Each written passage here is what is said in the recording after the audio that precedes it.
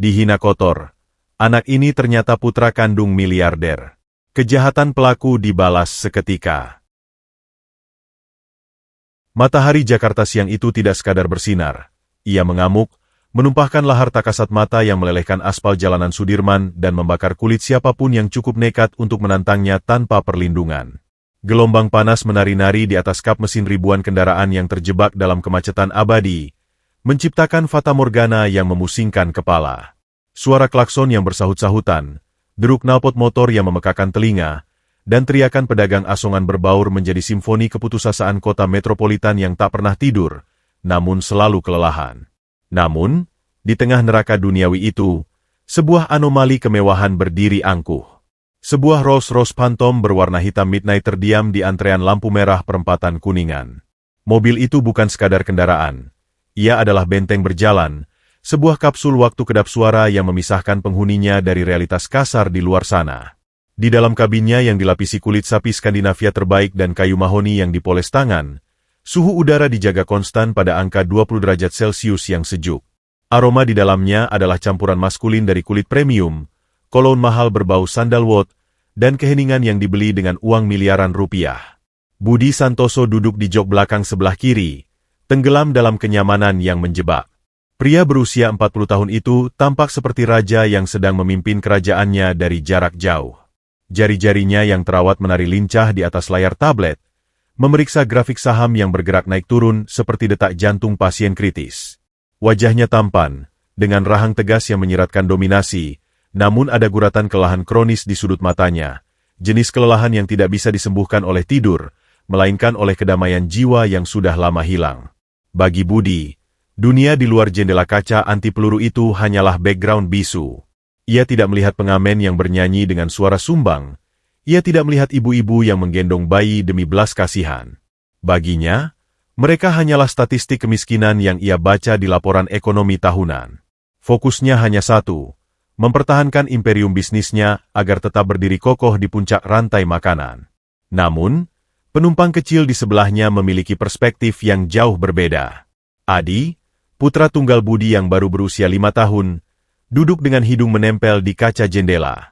Pipi gembilnya tertekan ke permukaan kaca yang dingin, menciptakan uap napas kecil setiap kali ia menghembuskan udara. Adi bosan dengan mainan robot mahalnya yang tergeletak begitu saja di karpet bulu domba. Baginya, tontonan di luar sana jauh lebih menarik daripada kartun apapun. Matanya yang bulat dan polos menyapu pemandangan jalanan dengan rasa ingin tahu yang murni, tanpa prasangka, tanpa penghakiman. Lampu lalu lintas di depan sana menyala merah menyala, menahan laju sang raksasa besi. Timer digital menunjukkan angka 90 detik yang menyiksa. Di luar sana, di antara celah-celah mobil yang berhimpitan, sesosok tubuh kecil bergerak lincah seperti kancil di tengah hutan beton. Bocah itu, yang usianya mungkin tidak lebih dari 7 tahun, mengenakan kaos partai yang kedodoran dan sudah berubah warna menjadi abu-abu karena debu. Celana pendeknya kumal, dan kakinya hanya beralaskan sandal jepit yang tali kanannya sudah disambung dengan peniti. Itu adalah Randy. Randy tidak menengadahkan tangan. Ia membawa botol air mineral bekas yang diisi air sabun keruh, dan sebuah wiper karet kecil yang sudah gompal. Ia bekerja. Di tengah panas yang bisa merebus telur itu, ia menggosok kaca-kaca mobil yang berdebu, berharap sang pemilik akan menurunkan kaca jendela dan menyelipkan selembar 2000-an. Randy sampai di samping Rolls-Royce hitam itu. Ia mendongak, menatap bodi mobil yang begitu tinggi dan mengkilap hingga ia bisa melihat pantulan wajahnya sendiri yang kotor dan berkeringat. Ia ragu sejenak. Mobil semewah ini biasanya milik orang galak. Tapi perutnya yang kosong sejak pagi memaksanya untuk berani. Ia butuh uang untuk membeli nasi bungkus, bukan untuk dirinya, tapi untuk obat batuk ibunya yang semakin parah. Dengan gerakan cepat namun hati-hati, takut menggores cat mahal itu, Randy menyemprotkan air sabunnya ke kaca jendela belakang. Ia berjinjit, berusaha menjangkau bagian tengah kaca yang tinggi itu. Di dalam mobil, Budi mengernyitkan dahi. Suara sret-sret dari karet wiper murahan yang bergesekan dengan kaca mobilnya terdengar samar namun mengganggu konsentrasinya. Pak Asep, tegur Budi pada sopirnya tanpa mengalihkan pandangan dari tablet. Usir anak itu. Jangan sampai catnya baret. Namun, sebelum Pak Asep sempat menekan klakson, Sebuah suara cempreng memecah keheningan kabin. "Ayah! Lihat!" seru Adi antusias. Telunjuk mungilnya mengetuk-ngetuk kaca jendela tepat di mana wajah Randy berada di sisi luarnya. Budi menghela napas panjang, mencoba bersabar. "Adi, jangan tunjuk-tunjuk orang. Itu tidak sopan. Duduk yang rapi." "Tapi ayah, lihat dia." Adi tidak mau menyerah. Ia menempelkan wajahnya semakin dekat, seolah ingin menembus kaca gelap itu. Ada sesuatu yang menarik perhatian Adi. Sesuatu yang terasa familiar, seolah ia sedang melihat cermin, namun dalam versi yang berbeda nasib. Randy di luar sana selesai mengelap. Ia menempelkan wajahnya ke kaca, membuat tangkupan dengan kedua tangannya di sisi mata untuk menghalau silau matahari, mencoba mengintip ke dalam. Ia ingin melihat apakah ada orang baik di dalam sana. Saat itulah, pandangan mereka bertemu. Mata Adi yang berada di dalam kemewahan, bertemu dengan mata Randy yang berada di dalam kesengsaraan. Hanya terpisah oleh 2 cm kaca laminated yang tebal.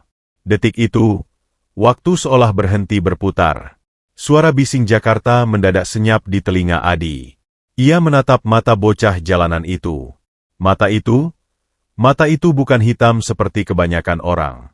Mata itu berwarna coklat terang, jernih, dan bercahaya seperti cairan madu murni yang ditimpa sinar matahari pagi. Warna mata yang sangat unik. Warna mata yang sama persis dengan yang Adi lihat setiap pagi saat ayahnya bercukur di depan cermin. Sebuah sengatan listrik intuisi, ikatan darah yang tak bisa dijelaskan oleh logika, menghantam dada kecil Adi. "Ayah, itu kakakku." Teriakan Adi begitu nyaring dan penuh keyakinan hingga membuat Budi tersentak kaget. Tablet di tangannya nyaris terjatuh. Jantung Budi berdegup kencang, bukan karena teriakan itu, tapi karena absurditas kalimatnya. "Adi, bicara apa kamu?" tegur Budi tegas, menoleh menatap putranya. "Kamu tidak punya kakak. Kamu anak tunggal." "Enggak, ayah bohong." Adi berbalik, wajahnya memerah. Matanya berkaca-kaca menunjuk bocah di luar sana dengan jari gemetar. "Lihat matanya. Ayah." Matanya sama kayak ayah. Warnanya madu. Persis kayak mata ayah kalau kena lampu. Mata warna madu. 3 kata itu menghantam Budi lebih keras daripada pukulan palu godam. Napasnya tercekat di tenggorokan. Ingatannya, yang selama 7 tahun ini ia kunci rapat-rapat di peti besi masa lalu, mendadak terbuka paksa. Bayangan wajah seorang wanita, Siti Aminah, muncul di benaknya. Wanita sederhana dengan senyum tulus yang memiliki mata indah berwarna coklat madu. Mata yang menurun padanya. Mata yang ia kira tidak akan pernah ia lihat lagi. Dengan gerakan kaku seperti robot yang karatan, Budi memutar kepalanya ke arah jendela. Jantungnya bergemuruh liar.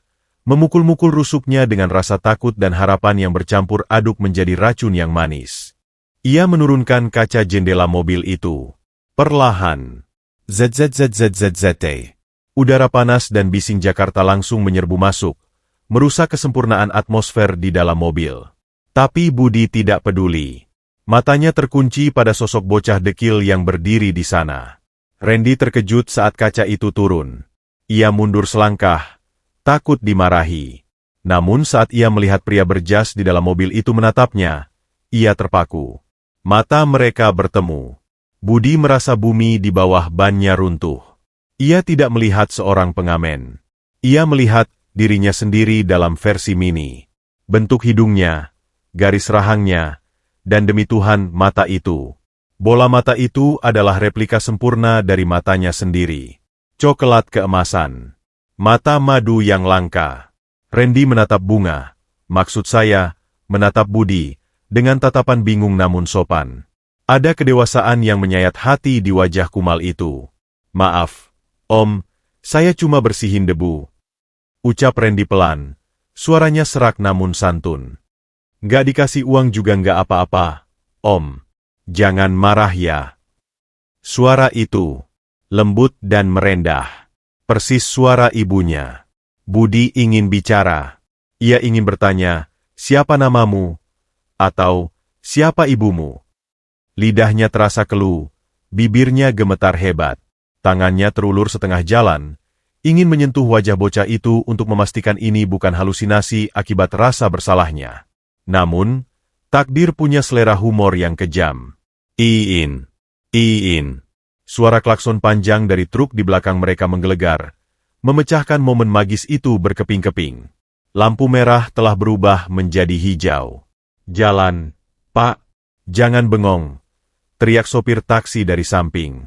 Pak Asep, sopir Budi yang setia dan disiplin, refleks menginjak pedal gas. Lampu sudah hijau, Pak. Kita bisa kena macet lagi kalau telat. Mobil mewah itu tersentak maju. Kaca jendela otomatis naik menutup kembali. ZZZZT. Tunggu.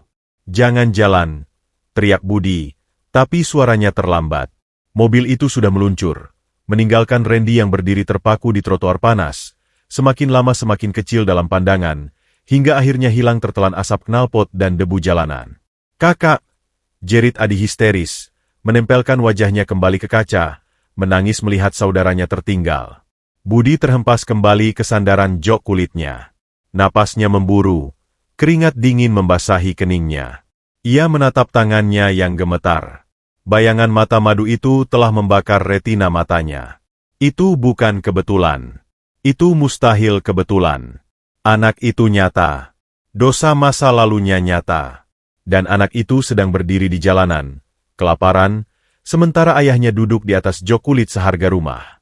Siang itu, di tengah kemacetan Jakarta yang brutal, Budi Santoso menyadari satu hal, hidupnya yang sempurna hanyalah sebuah kebohongan besar. Dan ia baru saja meninggalkan potongan jiwanya yang hilang di perempatan jalan. Malam di kawasan elit Pondok Indah turun dengan keanggunan yang mencekam. Di dalam mensyah megah milik keluarga Santoso, keheningan bukanlah tanda kedamaian, melainkan sebuah selimut tebal yang menyekap penghuninya dalam ruang hampa emosional. Jam dinding antik buatan Jerman yang berdiri kokoh di sudut ruang tamu berdetak dengan irama monoton, tik-tak, seolah sedang menghitung mundur sisa kewarasan Budi Santoso. Di kamar utama yang luasnya melebihi ukuran rumah tipe 36 itu, Budi terbaring di atas ranjang king size beralaskan spray sutra Italia yang dingin. Namun, kemewahan itu terasa seperti siksaan. Sutra yang seharusnya membelai kulitnya dengan lembut kini terasa kasar seperti kain kafan, dan pendingin ruangan yang disetel pada suhu sempurna terasa menusuk hingga ke sumsum tulang, membekukan darah namun gagal mendinginkan kepala yang mendidih oleh ingatan. Budi tidak bisa memejamkan mata. Setiap kali kelopak matanya tertutup, bayangan itu langsung menyergapnya tanpa ampun. Sepasang mata berwarna coklat madu. Mata yang jernih, transparan, dan memantulkan cahaya matahari dengan cara yang sangat spesifik. Cara yang hanya dimiliki oleh satu garis keturunan di dunia ini, garis keturunannya. Mata bocah pengamen di lampu merah tadi siang bukanlah sekadar kebetulan genetika. Itu adalah cermin yang pecah 7 tahun lalu, yang kini kepingannya kembali untuk menuntut pengakuan. Budi bangkit dari tidurnya dengan napas tersengal, seolah baru saja lolos dari kejaran mimpi buruk. Ia berjalan tertatih menuju balkon kamar, membuka pintu kaca geser yang berat. Angin malam Jakarta yang membawa aroma tanah basah menerpa wajahnya. Ia mencengkeram pagar balkon besi tempayang dingin, matanya menatap kosong ke arah kolam renang yang airnya berkilauan ditimpa cahaya bulan. Pikirannya melayang mundur, menembus kabut waktu sejauh 7 tahun ke belakang. Ia teringat Siti Aminah. Nama itu, yang selama ini ia haramkan untuk diucapkan di rumah ini, kini berdengung nyaring di telinganya. Siti bukanlah wanita sosialita yang biasa mendampinginya di pesta koktail. Siti hanyalah seorang gadis desa yang bekerja sebagai asisten rumah tangga di rumah orang tua Budi dulu. Namun, Siti memiliki kecantikan yang tidak bisa dibeli di klinik kecantikan manapun. Kecantikan yang lahir dari kesederhanaan dan ketulusan hati. Dan matanya, ya Tuhan, mata madu itu. Budi ingat bagaimana ia jatuh cinta pada mata itu.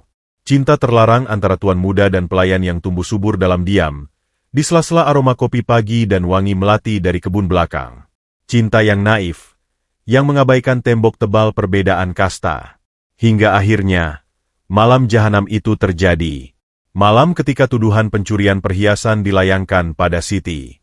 Budi yang saat itu masih muda, pengecut, dan takut pada otoritas ibunya, memilih diam. Ia membiarkan Siti diusir. Ia membiarkan wanita yang ia cintai diseret keluar gerbang dengan tangisan pilu, tanpa tahu bahwa di dalam rahim wanita itu, benih cintanya sedang bertunas. "Apa yang sudah kulakukan?" bisik Budi pada kegelapan malam, suaranya pecah ditelan angin. Rasa bersalah itu bukan lagi kerikil di dalam sepatu, melainkan bongkahan batu granit yang menindih dadanya, membuatnya sesak napas. Jika bocah di lampu merah itu benar-benar anaknya, maka selama 7 tahun ini, darah dagingnya sendiri telah hidup di jalanan. Makan dari sampah, tidur berbantalkan aspal, dan dihina orang. Sementara Budi, ia tidur di kasur empuk, memakan steak wagyu, dan membuang-buang uang untuk hal yang tak berguna. Kontras ini begitu brutal hingga Budi merasa ingin muntah. Keesokan paginya, matahari terbit dengan cahaya yang menyilaukan namun tak membawa kehangatan bagi Budi. Ia duduk di meja makan panjang yang terbuat dari marmer Carrara, sendirian. Adi sudah berangkat ke sekolah diantar sopir, meninggalkan Budi dalam kesunyian yang menuduh. Kopi di cangkirnya sudah dingin, tak tersentuh. Matanya merah dan bengkak karena kurang tidur. Rambutnya sedikit berantakan, sebuah pemandangan langka bagi Budi yang biasanya perfeksionis. Suara ketukan heels yang tegas dan berirama memecah keheningan pagi itu. Dewi, sekretaris pribadi sekaligus orang kepercayaan Budi yang telah mengabdi selama 10 tahun, melangkah masuk ke ruang makan. Wanita itu adalah definisi dari efisiensi yang mematikan.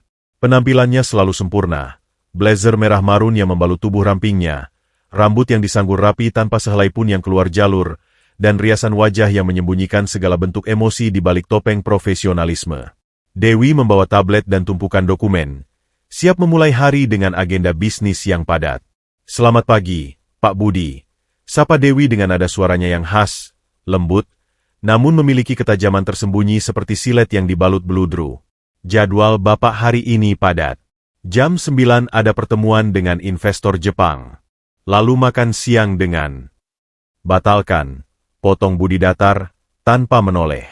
Dewi berhenti di tengah langkahnya. Alisnya yang terukir sempurna terangkat sedikit. Satu-satunya tanda keterkejutan yang ia izinkan muncul di wajahnya. "Maaf, Pak, batalkan yang mana?" "Semuanya." Budi memutar kursi makannya, menghadap Dewi sepenuhnya. Tatapan matanya tajam, menembus pertahanan Dewi. "Saya punya tugas lain untukmu.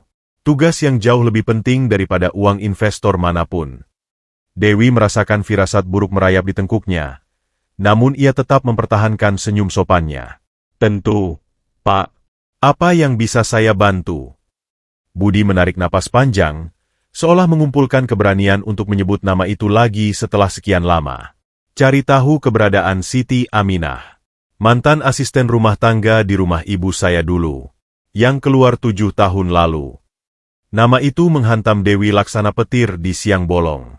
Jantungnya berdegup kencang, memukul-mukul rusuknya dengan panik. Siti Aminah, hantu masa lalu yang ia kira sudah ia kubur dalam-dalam di liang lahat sejarah, kini bangkit kembali. Dewi tahu betul siapa Siti. Dialah yang dulu merancang skenario pencurian itu. Dialah yang membuang surat-surat Siti yang dikirimkan untuk Budi.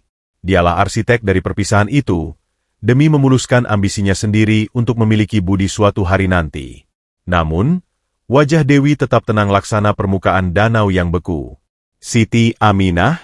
Kenapa Bapak tiba-tiba menanyakan dia?" "Saya melihat anak kecil kemarin." Suara Budi merendah, penuh getaran emosi. Matanya sama persis dengan saya. Dan sama dengan Siti. Saya curiga saat Siti pergi dulu, dia membawa sesuatu milik saya." Dewi mencengkeram erat ujung tablet di tangannya, hingga buku-bukunya memutih. Ini bahaya. Jika Budi menemukan anak itu, seluruh rencana masa depan Dewi sebagai Nyonya Santoso akan hancur lebur. Warisan, status, kekuasaan semuanya akan terbagi, atau bahkan hilang. Dengan kecerdasan manipulatif yang telah ia asah selama bertahun-tahun, Dewi memasang wajah prihatin yang sangat meyakinkan. Ia berjalan mendekat, meletakkan tangannya dengan lembut di bahu Budi, memberikan sentuhan yang seolah menenangkan namun sebenarnya beracun. "Pak Budi," ucap Dewi dengan nada simpati yang dibuat-buat. "Bapak pasti lelah. Bapak terlalu banyak bekerja sampai berhalusinasi. Soal Siti, Sebenarnya saya pernah mendengar kabar tentang dia dari teman-teman pelayan lama. Budi mendongak cepat.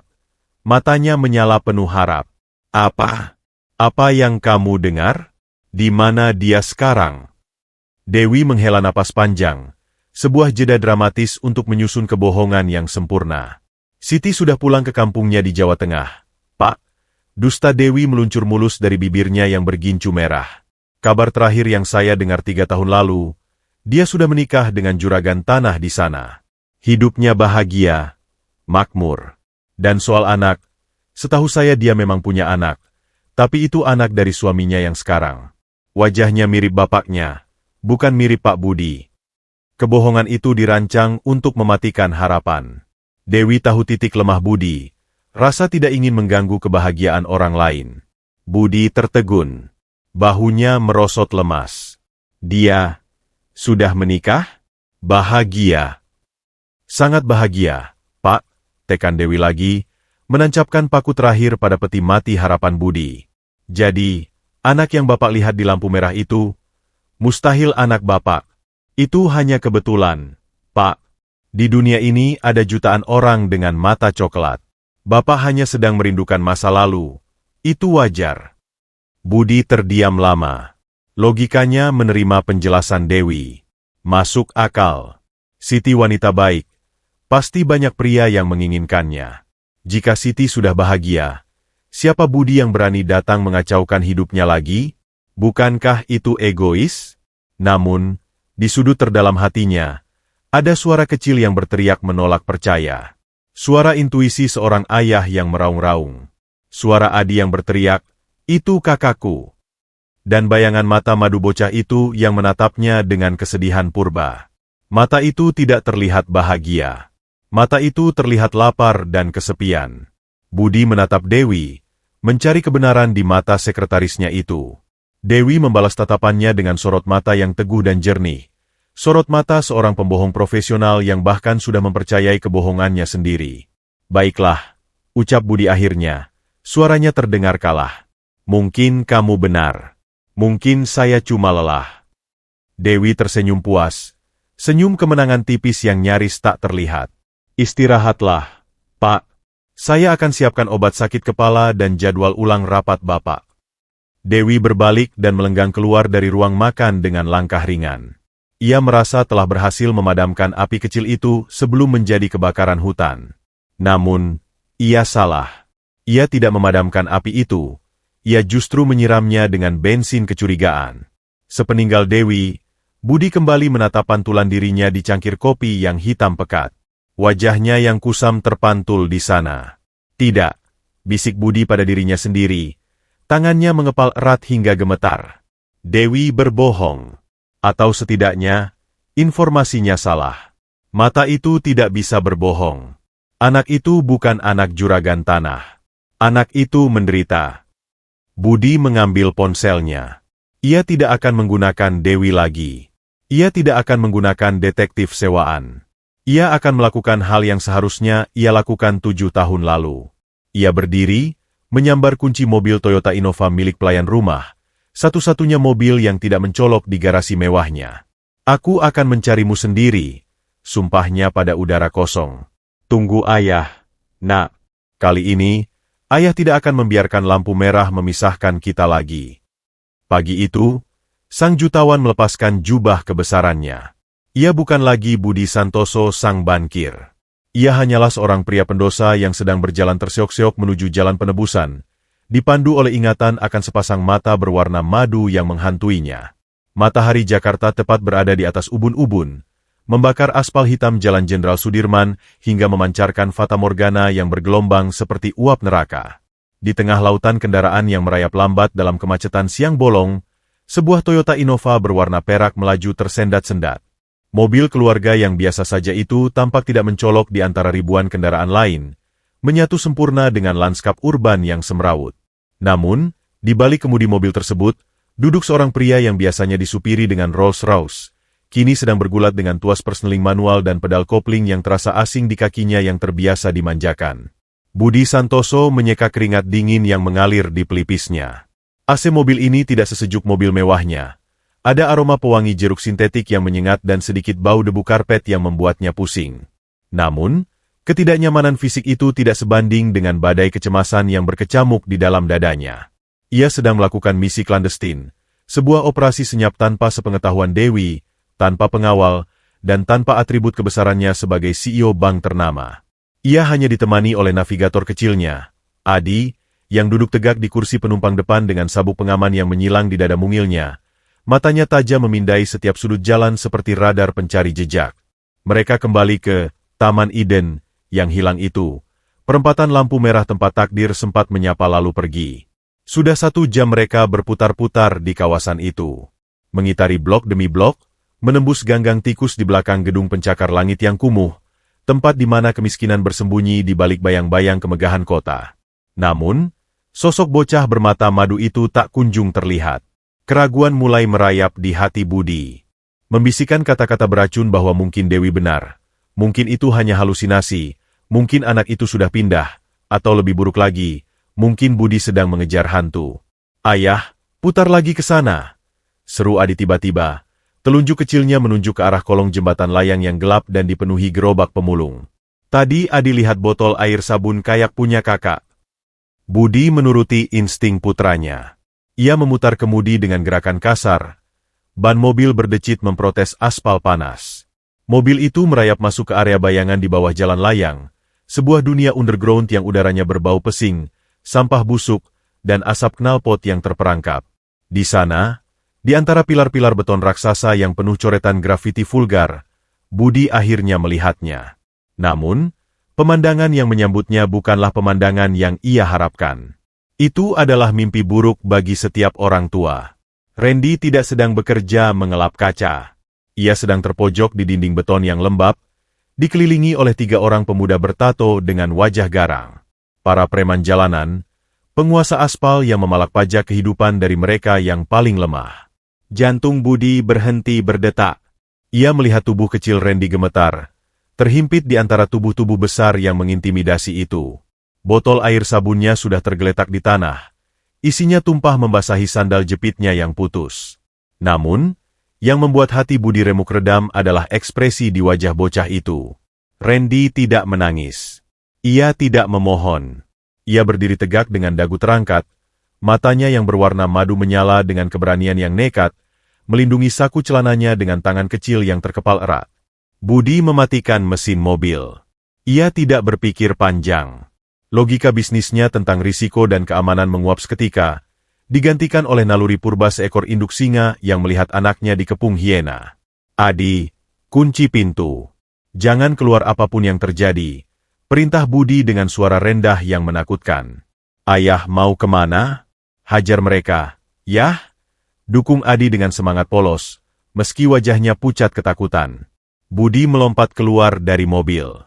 Panas udara kolong jembatan langsung menampar wajahnya, membawa aroma keringat dan bahaya. Ia berlari. Sepatu loafers mahalnya menghantam tanah becek.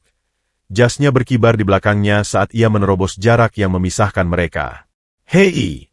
Teriakan Budi menggelegar, memantul di dinding-dinding beton jembatan layang, menciptakan gema yang berwibawa. Ketiga preman itu menoleh. Mereka melihat seorang pria rapi, wangi, dan jelas-jelas salah tempat, sedang berlari ke arah mereka dengan wajah merah padam karena amarah. Salah satu preman, yang memiliki tindik besar di hidung dan tato naga di leher, menyeringai meremehkan. Ia pikir ini hanyalah mangsa baru, dompet berjalan yang tersesat. Wih, ada bos besar nyasar nih, ejek preman itu, melangkah maju menghadang Budi, sementara 2 temannya masih mencengkeram kerah baju Randy. Mau ngapain, bos? Mau bayarin utang si kunyuk kecil ini? Randy, yang wajahnya lebam di pipi kiri, menatap Budi dengan mata terbelalak. Ia mengenali pria ini. Pria di dalam mobil mewah kemarin. Pria yang menatapnya dengan aneh. Kenapa dia ada di sini? Kenapa dia turun ke tempat kotor ini? Budi berhenti 2 meter di depan preman itu. Napasnya memburu, bukan karena lelah, tapi karena adrenalin yang membanjiri pembuluh darahnya. Ia tidak membawa senjata. Ia tidak bisa berkelahi ala film aksi. Tapi ia membawa sesuatu yang jauh lebih kuat, aura kekuasaan. Lepaskan anak itu, ucap Budi dingin. Suaranya tidak berteriak, tapi memiliki berat jenis yang menekan mental lawan. Tatapannya tajam, setajam saat ia memecat manajer korup di perusahaannya. Sekarang, preman itu tertawa, memamerkan gigi kuningnya yang kotor. Galak amat, bos. Ini bocah belum bayar sewa lapak. Aturannya di sini, nggak bayar berarti bonyok. Kecuali, bos mau gantiin. Preman itu mengeluarkan pisau lipat kecil, memainkannya dengan gaya provokatif. Kilatan logam di tengah remang kolong jembatan membuat situasi semakin genting. Randy menjerit kecil. Om, pergi om. Jangan ikut campur. Mereka jahat. Teriakan Randy yang mengkhawatirkan keselamatan Budi, padahal dirinya sendiri yang sedang di ujung tanduk, memutuskan tali kendali kesabaran Budi. Budi merogoh saku jasnya dengan gerakan cepat. Preman itu tersentak, mengira Budi mengambil pistol. Tapi yang keluar adalah dompet kulit tebal. Budi menarik segenggam uang lembaran merah, mungkin nilainya 2 atau 3 juta rupiah, lalu melemparkannya ke udara, tepat ke wajah si preman. Uang kertas itu berhamburan, melayang-layang seperti hujan merah di udara yang pengap. Ambil, bentak Budi, suaranya menggelegar penuh kejijikan. Ambil uang sampah itu dan pergi dari hadapanku sebelum aku berubah pikiran dan memanggil Brimob untuk meratakan tempat ini. Efeknya instan. Bagi preman-preman rendahan itu, uang sebanyak itu adalah rezeki nomplok yang tak terbayangkan. Keserakahan mengalahkan ego mereka. Mereka berebut memungut uang yang berserakan di tanah becek, melupakan Randy, melupakan pisau lipat mereka. Dalam hitungan detik, mereka kabur membawa jarahan mereka, meninggalkan bos gila itu sendirian dengan si bocah. Suasana kembali hening, hanya deru kendaraan di atas kepala yang terdengar. Budi langsung berlutut di tanah kotor. Ia tidak peduli celana bahannya terkena lumpur. Tangan besarnya yang gemetar meraih bahu kecil Randy, menarik tubuh kaku itu mendekat untuk diperiksa. Kamu nggak apa-apa? Ada yang luka? Mereka apakan kamu? Tanya Budi bertubi-tubi, suaranya parau menahan tangis. Tangannya meraba wajah Randy, lengan, dan bahu, memeriksa setiap inci tubuh itu dengan kepanikan seorang ayah. Randy masih terpaku syok. Ia menatap Budi dengan bingung dan takut. Om kenapa kasih uang banyak banget? Itu kan mahal. Randy nggak bisa ganti. Lupakan uang itu. Uang itu nggak penting. Potong Budi keras. Ia melihat ada darah kering di sudut bibir Randy. Hatinya mencelos. Ia mengambil sapu tangan dari sakunya, hendak membersihkan luka itu. Namun saat ia memiringkan kepala Randy sedikit ke samping untuk melihat lebam di pipinya, mata Budi menangkap sesuatu yang membuat napasnya terhenti total.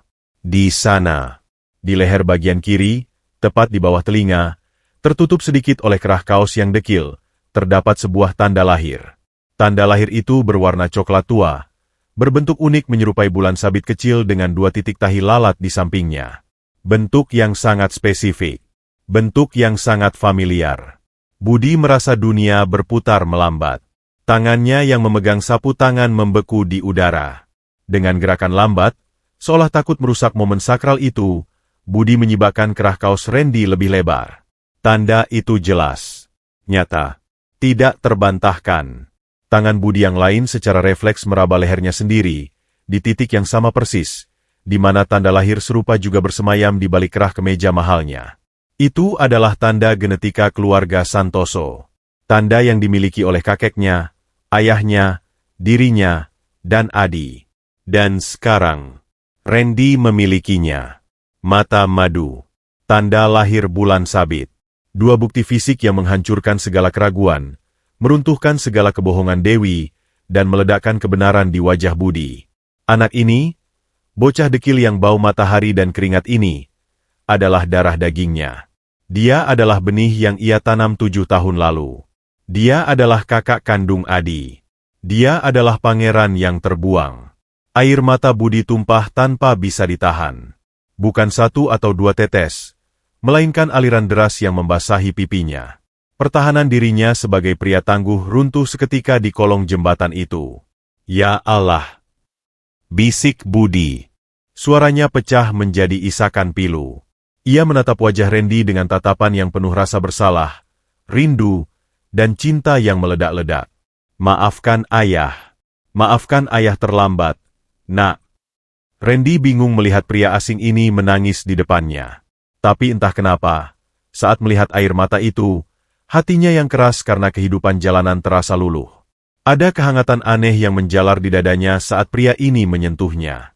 Rasanya bukan seperti disentuh orang asing, tapi seperti disentuh rumah. Om, kenapa nangis? Tanya Randy polos. Tangan kecilnya yang kotor terulur ragu-ragu, menyeka air mata di pipi Budi. Jangan nangis, Om. Randy kuat kok. Randy udah biasa dipukul. Nanti juga sembuh. Kalimat itu, kepolosan itu, ketegaran itu, justru semakin menyayat hati Budi. Anaknya sudah terbiasa dipukul? Anaknya sudah terbiasa menderita? Budi tidak menjawab. Ia tidak sanggup bicara. Ia hanya menarik tubuh kecil yang bau apek itu ke dalam pelukannya. Ia memeluk Randy erat-erat, sangat erat, seolah ingin menyatukan kembali potongan jiwa mereka yang terpisah. Ia membenamkan wajahnya di bahu kecil Randy, menangis sejadi-jadinya, menumpahkan penyesalan 7 tahun ke dalam pelukan putra sulungnya yang baru ia temukan. Di dalam mobil Innova, Adi menempelkan wajahnya di kaca jendela, tersenyum lebar melihat adegan itu. Kakak ketemu. Bisiknya bahagia. Keluarga kita jadi banyak. Siang itu, di bawah jembatan layang yang kotor dan bising, sebuah reuni takdir terjadi. Tidak ada pesta, tidak ada kue, hanya air mata seorang ayah dan kebingungan seorang anak yang untuk pertama kalinya merasakan pelukan yang benar-benar tulus. Budi Santoso telah menemukan hartanya yang paling berharga, harta yang sempat ia buang ke jalanan, dan kini ia bersumpah demi langit dan bumi, ia tidak akan pernah melepaskannya lagi. Di dalam ruang tunggu klinik laboratorium swasta yang hening dan beraroma antiseptik tajam, waktu seolah kehilangan dimensinya. Detik merambat lambat laksana tetesan madu yang kental, sementara menit terasa seperti abad yang menyiksa. Budi Santoso duduk di ujung kursi tunggu berlapis kulit sintetis yang dingin, lututnya bergoyang tak terkendali dalam ritme kegelisahan yang memabukkan. Di tangannya, tergenggam sebuah amplop putih tertutup segel, benda yang beratnya tak seberapa, namun memikul bobot nasib masa depan 3 nyawa manusia. 1 jam yang lalu, ia telah menculik Randy dari jalanan, membujuk bocah itu dengan janji makan siang enak, namun membelokkan mobilnya ke klinik ini demi sebuah kepastian biologis. Sampel air liur telah diambil, biaya layanan ekspres VIP telah dibayar lunas, dan kini, vonis itu ada di tangannya. Dengan jari-jari yang gemetar hebat hingga membuat kertas amplop itu berdesir, Budi merobek segelnya. Suara sobekan kertas itu terdengar memekakan telinga di ruangan yang sunyi. Ia menarik lembar hasil laboratorium keluar. Matanya, yang biasanya memindai laporan keuangan triliunan rupiah dengan cepat, kini menyusuri baris demi baris istilah medis yang rumit dengan ketakutan seorang terpidana mati. Hingga akhirnya, pandangannya berhenti pada angka di bagian bawah halaman. Sebuah angka yang dicetak tebal dengan tinta hitam yang seolah menyala. Probability of paternity, 99,99998. Dunia Budi berhenti berputar pada porosnya. Oksigen di ruangan itu seolah tersedot habis, meninggalkan paru-parunya terengah-engah mencari udara. Tulang-tulangnya serasa dilucuti satu persatu, digantikan oleh jeli kepastian yang melelehkan seluruh keraguan. Anak itu, bocah dekil yang bau matahari itu, adalah putranya. Darah dagingnya. Benih yang ia tanam 7 tahun lalu kini telah tumbuh menjadi pohon kecil yang terluka. Budi mendongak, menatap ke arah pojok ruang tunggu di mana Randy sedang duduk diam di samping Adi. Randy tampak begitu kecil. Kakinya yang bersandal jepit menggantung tidak menyentuh lantai. Tangannya memegang erat kotak susu coklat yang dibelikan Budi seolah itu adalah harta karun. Mata madu itu menatap sekeliling dengan waspada. Tidak tahu bahwa pria yang menatapnya dari kejauhan itu baru saja disahkan oleh sains sebagai ayahnya. Budi melipat kertas itu, memasukkannya ke saku jas tepat di atas jantungnya. Rasa haru meledak di dadanya, bercampur dengan rasa bersalah yang mencekik. Namun, di balik badai emosi itu, sebuah harapan baru mekar. Jika Randy ada di sini, berarti ibunya, Siti Aminah, pasti ada di dekat sini. Dewi bilang Siti sudah menikah dengan juragan tanah dan hidup bahagia. Budi ingin bertemu. Ia ingin bersimpuh di kaki Siti, memohon ampun, dan berterima kasih karena telah merawat putra mereka, meskipun itu berarti ia harus menghancurkan rumah tangga Siti yang bahagia. Budi bangkit, menghampiri kedua bocah itu. Ia berjongkok di depan Randy, mensejajarkan tingginya dengan mata madu yang indah itu. "Randy," panggil Budi lembut. Suaranya bergetar menahan gejolak. "Om mau tanya sesuatu." "Boleh." Randy mengangguk pelan. Mulutnya belepotan sisa susu coklat. "Ibumu." "Ibu Siti, dia ada di mana sekarang?" Tanya Budi hati-hati, takut menyinggung. "Om ingin bertemu." Om teman lama ibumu. Om ingin minta maaf dan berterima kasih. Bisakah kamu antar Om ke rumah ibumu? Ke rumah juragan tanah itu?" Randy terdiam. Mata madunya berkedip pelan.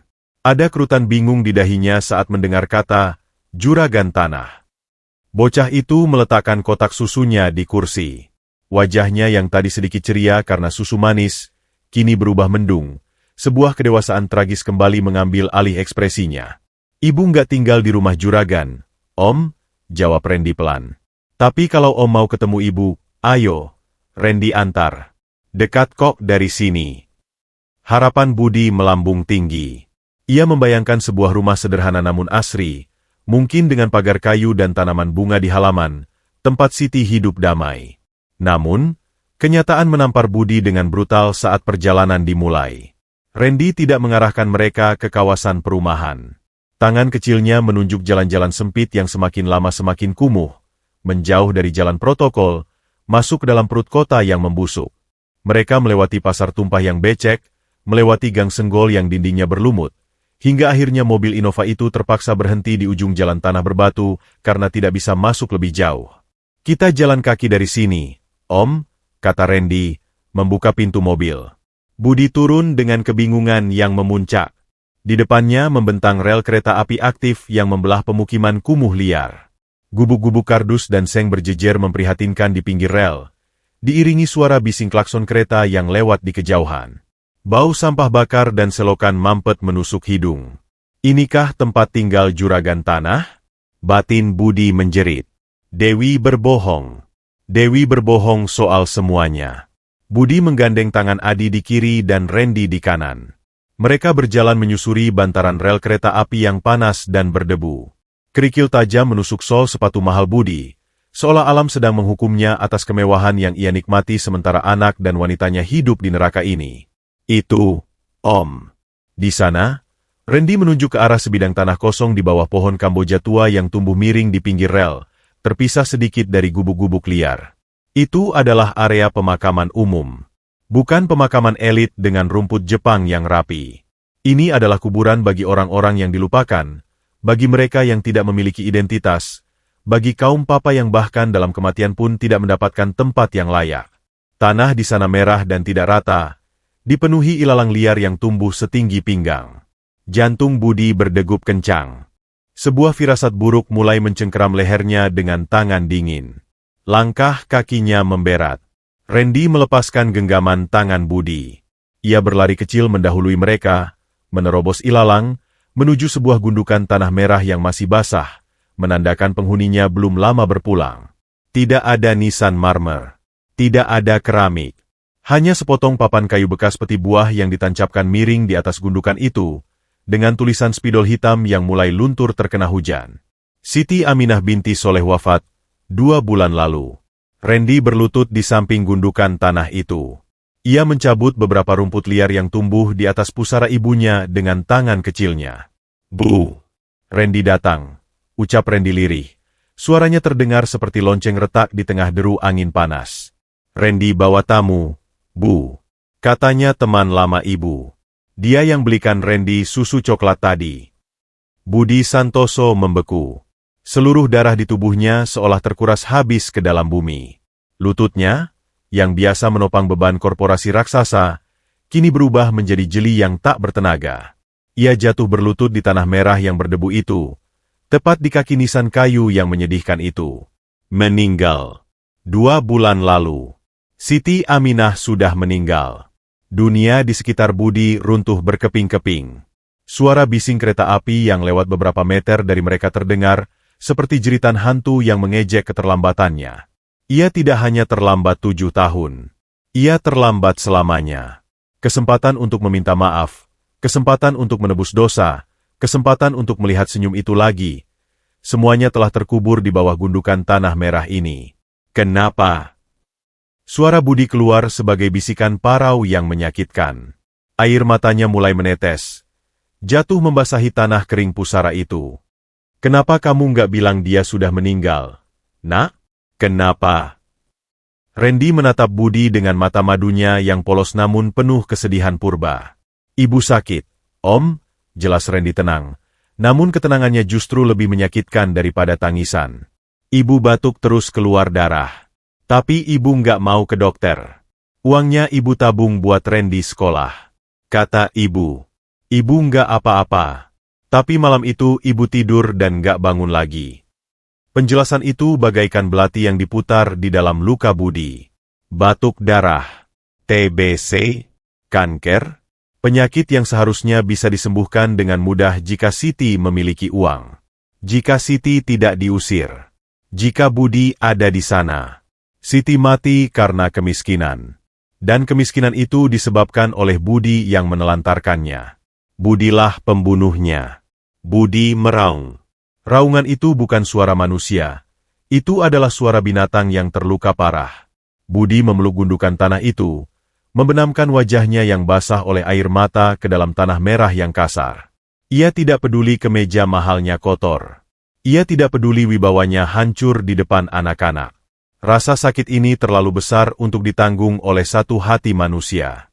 Maafkan aku, Siti. Maafkan aku, teriak Budi histeris, memukul tanah dengan kepalan tangannya hingga kulitnya lecet. Aku bodoh. Aku pengecut. Harusnya aku carimu. Harusnya aku lindungi kamu. Ya Tuhan. Kenapa engkau ambil dia? Ambil hartaku. Ambil nyawaku. Kembalikan dia. Adi, yang berdiri di belakang Budi, mulai menangis ketakutan melihat ayahnya hancur lebur. Tapi Randy tidak takut. Bocah 7 tahun yang telah ditempa kerasnya kehidupan itu justru bergeser mendekat. Tangan kecil Randy yang kotor dan kasar terulur. Ia menyentuh bahu Budi yang berguncang hebat karena isak tangis. Om, jangan nangis.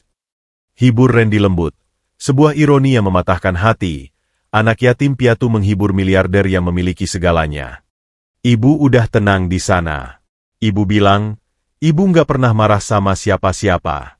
Ibu cuma titip pesan, kalau ketemu ayahnya Randy, tolong bilangin. Budi mengangkat wajahnya yang berantakan, menatap putra kandungnya dengan pandangan kabur oleh air mata. Bilangin kalau ibu sayang banget sama ayah. Sampai napas terakhir. Kalimat itu adalah pengampunan sekaligus hukuman terberat bagi Budi. Cinta Siti yang tulus, yang tetap bertahan meski telah dikhianati dan dibiarkan mati dalam kemelaratan, menghancurkan sisa-sisa ego Budi hingga menjadi debu. Di bawah terik matahari yang membakar dan diiringi deru kereta api yang memekakan telinga, Budi Santoso memeluk nisan kayu itu dan bersumpah. Ia tidak bisa menyelamatkan Siti. Tapi ia memiliki satu kesempatan terakhir. Satu nyawa yang tertinggal. Buah cinta mereka yang bermata madu. Budi menarik Randy ke dalam pelukannya, mendekapnya bersama nisan ibunya. Mulai hari ini, kamu nggak sendirian lagi, Nak. Ayah di sini. Ayah sudah pulang. Sore itu, di pemakaman pinggir rel yang terlupakan, seorang ayah menemukan anaknya di atas kuburan ibu yang dicintainya. Sebuah pertemuan yang terlambat, namun menjadi awal dari penebusan dosa seumur hidup. Gerbang besi tempat setinggi 4 meter yang dihiasi ukiran naga emas itu terbuka perlahan dengan dengungan mesin hidrolik yang halus, seolah mulut raksasa yang enggan mengizinkan sembarang makhluk memasukinya. Rolls-Royce Phantom hitam milik Budi Santoso meluncur masuk, membelah pelataran paving block yang tersusun rapi membentuk pola geometris rumit, diapit oleh deretan pohon palem raja yang berdiri tegak laksana penjaga istana. Kontras suasana sore itu begitu tajam hingga terasa menyakitkan. Baru 1 jam yang lalu mereka berada di kuburan becek yang berbau kematian dan sampah busuk. Kini mereka memasuki dimensi lain di mana udara beraroma bunga melati dan rumput yang baru dipangkas. Di jok belakang mobil, Randy duduk kaku dengan punggung yang tidak berani bersandar. Ia merasa dirinya adalah noda tinta hitam di atas kertas putih yang suci. Kaos partainya yang dekil, celana pendeknya yang penuh lumpur makam, dan sandal jepitnya yang putus sebelah. Semuanya terasa berteriak lantang menantang kemewahan interior mobil itu. Ia menatap telapak kakinya yang kotor. Takut jika ia bergerak sedikit saja, ia akan mengotori karpet bulu domba di bawah kakinya yang mungkin harganya lebih mahal dari biaya hidup ibunya seumur hidup. Budi, yang duduk di sampingnya, merasakan ketegangan bocah itu. Tangan besar Budi masih menggenggam tangan kecil Randy yang kasar dan berdaki. Genggaman itu erat, posesif, dan protektif. Seolah Budi takut jika ia melepaskannya sedetik saja, Randy akan menguap menjadi asap dan menghilang kembali ke jalanan. "Jangan takut," bisik Budi lembut. Ibu jarinya mengusap punggung tangan Randy. "Ini rumahmu sekarang, nak. Tidak ada yang boleh mengusirmu lagi." Mobil berhenti tepat di depan portico pilar marmer yang megah. Pak Asep, sopir setia yang masih menyimpan sejuta tanya di benaknya, membukakan pintu dengan sikap hormat yang sama seperti ia melayani presiden direktur. Tidak peduli penumpang kali ini adalah bocah gembel. Randy turun dengan ragu. Kakinya yang biasa menapak aspal panas kini menyentuh lantai marmer Italia yang dingin dan licin bagaikan kaca. Ia mendongak, menatap fasad rumah mewah bergaya Mediterania itu. Jendela-jendela kaca raksasa memantulkan langit sore, pilar-pilar kokoh menjulang menopang atap, dan lampu gantung kristal yang terlihat dari pintu utama yang terbuka lebar tampak berkilauan menyilaukan mata. Bagi Randy, ini bukan rumah. Ini adalah istana di negeri dongeng yang sering diceritakan ibunya sebelum tidur. Namun ia merasa ia masuk sebagai tikus got, bukan sebagai pangeran. Namun, sambutan hangat yang diharapkan Budi ternyata tidak ada di sana. Yang menunggu di ambang pintu ganda yang terbuat dari kayu jati ukir itu adalah barisan penghakiman. Dewi berdiri di sana dengan senyum plastiknya yang retak. Matanya memindai penampilan Randy dari ujung rambut yang kusam hingga ujung kaki yang berlumpur dengan kilatan jijik yang nyaris tak tertutupi. Di sebelahnya, berdiri sosok matriark yang jauh lebih mengintimidasi, Ibu Ratih, Ibunda Budi, nenek kandung Adi dan Randy. Wanita tua itu mengenakan kebaya sutra ungu tua dengan selendang batik tulis yang harganya selangit. Lehernya dihiasi untayan mutiara laut selatan yang besar-besar. Wajahnya yang keriput namun terawat memancarkan aura aristokrat yang dingin. Tatapannya tajam setajam elang yang melihat mangsanya. Budi menuntun Randy menaiki anak tangga teras. Adi berlari kecil mendahului mereka. Wajahnya berseri-seri penuh kemenangan. "Nenek, Tante Dewi, lihat, Adi bawa kakak pulang," seru Adi riang, tidak menyadari ketegangan yang mulai membekukan udara di sekitarnya. Langkah Budi terhenti tepat di depan ibunya. Ia bisa merasakan tangan Randy gemetar hebat dalam genggamannya, mencoba menarik diri, mencoba lari, mencoba menyembunyikan diri di balik kaki Budi. Randy tahu arti tatapan itu. Itu adalah tatapan yang sama yang diberikan pemilik toko saat mengusirnya dari teras. Tatapan yang mengatakan, "Kamu tidak pantas ada di sini." "Budi," suara Ibu Ratih keluar rendah, namun dingin menusuk tulang. Ia tidak melihat wajah Randy, ia hanya melihat lumpur di kakinya. "Apa-apaan ini? Kenapa kamu membawa pengemis kotor ini masuk ke teras rumah? Kamu mau membuat rumah ini bau sampah." "Dia bukan pengemis, Bu," jawab Budi tegas, suaranya bergetar menahan emosi yang meluap. Ia mengeratkan genggamannya pada tangan Randy, mengangkatnya sedikit agar ibunya bisa melihat. "Ini Randy, cucu ibu. Anak kandungku yang hilang." Hening. Keheningan yang mencekam turun di beranda mewah itu, lebih berat dari beton. Angin sore seolah berhenti berhembus. Dewi menutup mulutnya dengan tangan, berpura-pura kaget, padahal otaknya berputar cepat mencari strategi. Ibu Ratih menatap Randy dengan tatapan meneliti yang kejam. Ia tidak melihat mata madu yang indah itu. Ia tertutup oleh prasangka kelas sosial yang telah mendarah daging selama puluhan tahun. Baginya, darah Siti Aminah, sang pembantu, adalah racun yang mengotori garis keturunan murni keluarganya. Anak kandung. Ibu Ratih tertawa sinis, tawa kering yang menyakitkan hati. Anak dari perempuan pencuri itu? Jangan konyol, Budi. Lihat dia. Lihat dakinya. Lihat kutu di rambutnya. Dia tidak punya aura Santoso sedikit pun. Dia cuma gembel yang beruntung kamu pungut karena rasa bersalahmu yang tidak pada tempatnya. Bu, bentak Budi, urat lehernya menonjol. Cukup. Hasil tes DNA-nya 99%. Dia darah dagingku. Dia menderita selama 7 tahun karena kesalahan kita. Kesalahan ibu yang mengusir Siti dulu. Randy menunduk dalam-dalam. Air mata mulai menggenang di pelupuk matanya. Ia merasa sangat kecil, sangat hina. Ia ingin melepas tangan Budi dan lari kembali ke kuburan ibunya. Di sana sepi dan panas, tapi setidaknya tidak ada yang menatapnya seperti kotoran. Dewi maju selangkah, suara heelsnya berbunyi tak-tak di lantai marmer, mencoba menuangkan minyak ke dalam api. Pak Budi, ucap Dewi dengan nada prihatin yang dibuat-buat, sambil mengibaskan tangan di depan hidungnya seolah menghalau bau tak sedap. Mungkin Ibu Ratih benar. Kita harus pikirkan reputasi Bapak. Kalau media tahu Bapak membawa anak jalanan yang maaf, tidak higienis begini ke rumah, saham bank bisa anjlok. Sebaiknya kita tempatkan dia di panti asuhan dulu, dibersihkan, dididik, baru. Diam kamu. Budi menoleh pada Dewi dengan tatapan membunuh yang membuat nyali sekretaris itu menciut seketika. Suasana semakin genting. Randy sudah menarik tangannya sekuat tenaga, siap untuk kabur. Om, Randy pulang aja. Randy nggak mau di sini. Cicitnya parau. Namun, sebelum Randy sempat berbalik, sebuah tangan mungil lain menangkap tangannya yang kotor. Adi, bocah 5 tahun yang bersih, wangi, dan berpakaian mahal itu menerobos barisan pertahanan orang dewasa. Ia tidak peduli dengan lumpur. Ia tidak peduli dengan daki. Ia menggenggam tangan Randy yang satunya lagi dengan kedua tangan mungilnya yang hangat. Mas kakak jangan pergi. Rengek Adi. Matanya berkaca-kaca menatap Randy. Mas kakak kan mau main robot sama Adi. Adi punya banyak mainan. Nanti Adi pinjami baju Adi yang gambar Iron Man. Baju Adi banyak. Mas kakak boleh pakai semua.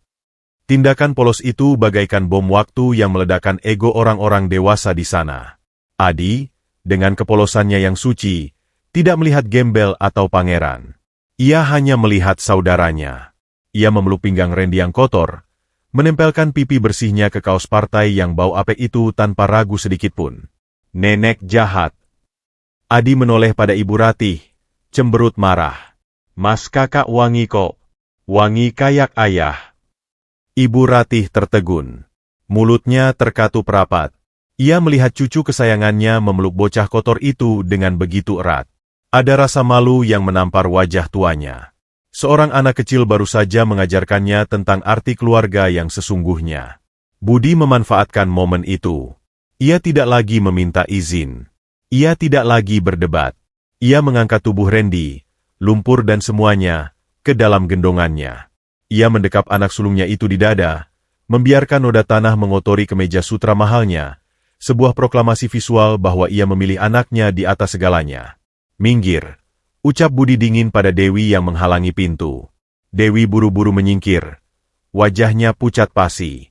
Budi melangkah masuk ke dalam rumah, melewati ibunya tanpa menoleh lagi. Siapkan kamar tamu utama. Perintah Budi pada kepala pelayan yang berdiri mematung di foyer. Siapkan air hangat, baju terbaik, dan makanan paling enak yang bisa Koki buat. Tuan muda Randy sudah pulang. Dan mulai detik ini, siapapun yang menatapnya dengan jijik, silakan angkat kaki dari rumah saya. Termasuk keluarga sendiri. Pintu kayu jati itu tertutup perlahan di belakang mereka, memisahkan Randy dari masa lalunya yang kelam di jalanan, dan menguncinya di dalam sangkar emas yang penuh intrik ini. Saat kaki telanjang Randy yang kotor akhirnya menginjak karpet persia merah di ruang tamu yang megah, ia tahu satu hal, penderitaan fisiknya mungkin sudah berakhir, namun perang sesungguhnya untuk mendapatkan pengakuan baru saja dimulai. Di pelukan ayahnya, ia merasa aman, namun tatapan mata Dewi dan nenek yang tertinggal di beranda tadi menusuk punggungnya seperti belati dingin yang siap menghunjam kapan saja. Malam pertama Randy di Mansion Santoso bukanlah sebuah mimpi indah seperti yang dibayangkan dalam dongeng-dongeng pengantar tidur. Itu adalah sebuah alienasi yang menyesakkan dada. Kamar tamu utama yang disiapkan untuknya lebih luas daripada gabungan 5 gubuk kardus tempat ia biasa berteduh. Ranjangnya, sebuah king size dengan kasur memory foam setebal 30 cm, terasa terlalu empuk, seolah siap menelan tubuh kurusnya hidup-hidup. Spray sutra yang licin dan dingin membuatnya menggigil. Sebuah sensasi asing yang berbeda jauh dari kehangatan kasar karung goni. Randy tidak berani tidur di atas kasur itu. Ia berakhir meringkuk di atas karpet berbulu tebal di sudut ruangan, memeluk tas kresek hitam kumal yang berisi satu-satunya harta miliknya dari kehidupan lamanya, kaos partai yang sobek, sandal jepit putus, dan foto ibunya yang sudah lecek terkena air hujan. Di luar kamar itu, di lorong yang dilapisi wallpaper emas dan diterangi lampu kristal Swarovski, sesosok bayangan bergerak tanpa suara. Dewi melangkah dengan keanggunan seekor ular kobra yang sedang mengincar mangsanya. Kaki jenjangnya yang terbalut stoking hitam melangkah ringan di atas lantai marmer, tidak menimbulkan bunyi, namun membawa aura bahaya yang pekat. Di telapak tangannya yang berkeringat dingin, Dewi menggenggam sebuah benda yang berkilauan jahat ditimpa cahaya redup lampu koridor. Sebuah jam tangan Patek Philippe bertabur berlian milik Budi Santoso, benda seharga 3 miliar rupiah yang menjadi simbol status sekaligus kepercayaan. Dewi baru saja mengambilnya diam-diam dari meja kerja Budi saat pria itu sedang sibuk menelepon dokter pribadi untuk memeriksa kesehatan Randy. Hati Dewi dipenuhi oleh racun kecemburuan yang mendidih. Kedatangan bocah gembel itu adalah ancaman eksistensial bagi masa depannya. Jika Budi mengakui anak itu secara hukum, maka separuh warisan kerajaan bisnis Santoso akan jatuh ke tangan anak haram seorang pembantu. Dewi tidak menghabiskan 10 tahun masa mudanya mengabdi, menjilat, dan memanipulasi Budi hanya untuk digeser oleh sampah jalanan. Ia harus bertindak malam ini juga. Ia harus mematikan benih itu sebelum berakar kuat. Dewi memutar gagang pintu kamar Randy dengan gerakan lambat yang terlatih. Pintu tidak terkunci. Ia menyelinap masuk. Ruangan itu gelap, hanya diterangi cahaya bulan yang menembus tirai jendela raksasa.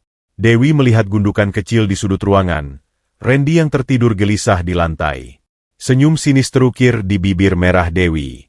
Dasar mental miskin, batinnya mencemooh.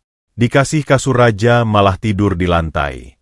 Dewi berjingkat mendekati tas kresek hitam yang dipeluk Randy. Dengan kehati-hatian seorang ahli bedah, ia menyelipkan jam tangan berat itu ke dalam lipatan baju kotor di dalam tas kresek tersebut. Logam dingin jam tangan itu bersentuhan dengan kain dekil, sebuah penyatuan yang kontradiktif dan mematikan.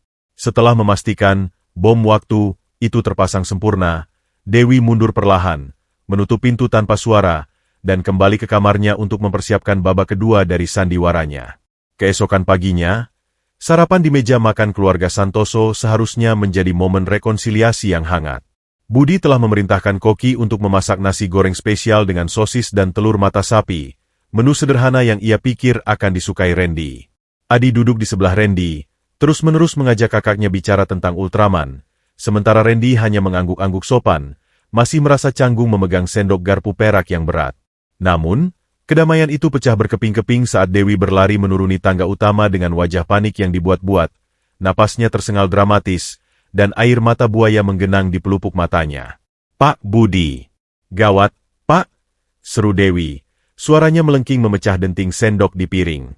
Budi meletakkan cangkir kopinya dengan kasar. "Ada apa, Dewi? Kenapa teriak-teriak pagi-pagi begini?" "Jam tangan Bapak." Dewi berhenti di ujung meja makan, memegang dadanya seolah syok berat. "Jam tangan Patek Philippe yang Bapak taruh di meja kerja semalam, hilang, Pak." Wajah Budi mengeras. Itu adalah jam tangan kesayangannya, hadiah dari almarhum ayahnya. "Hilang? Jangan sembarangan, Dewi. Mungkin terselip di laci. Tidak ada orang luar yang masuk ke ruang kerja saya." Dewi menunduk, memainkan jari-jarinya dengan gelisah, sebuah gestur yang dirancang untuk menanamkan keraguan. Matanya melirik sekilas ke arah Randy yang sedang menyuap nasi goreng, tatapan yang penuh arti dan tuduhan terselubung. "Saya sudah cari di semua tempat, Pak. Di laci, di brankas, di bawah sofa. Nihil. Tapi..." Dewi menggantung kalimatnya, membiarkan imajinasi liar mengisi kekosongan itu. "Tapi semalam, saya lihat pintu kamar tamu sedikit terbuka saat saya lewat." Darah Randy berdesir hebat. Ia berhenti mengunyah. Nasi goreng di mulutnya mendadak terasa seperti pasir kering. Ia merasakan tatapan Budi beralih padanya, bukan tatapan marah, tapi tatapan bingung dan khawatir. "Maksud kamu apa, Dewi?" tanya Budi, suaranya memberat. "Maaf, Pak, ucap Dewi dengan nada menyesal yang sangat meyakinkan. Saya tidak bermaksud menuduh. Tapi, kita tahu latar belakang. Tamu, baru kita ini. 7 tahun di jalanan. Mungkin sudah menjadi kebiasaan untuk mengambil barang berkilau? Darah itu tidak bisa bohong. Pak, ibunya dulu juga diusir karena kasus yang sama, bukan? Kalimat itu bagaikan bensin yang disiramkan ke api. Budi membanting serbetnya ke meja. Jaga mulutmu, Dewi. Jangan bawa-bawa Siti, bentak Budi. Namun, benih keraguan itu telah tertanam. Logika Budi berperang dengan hatinya.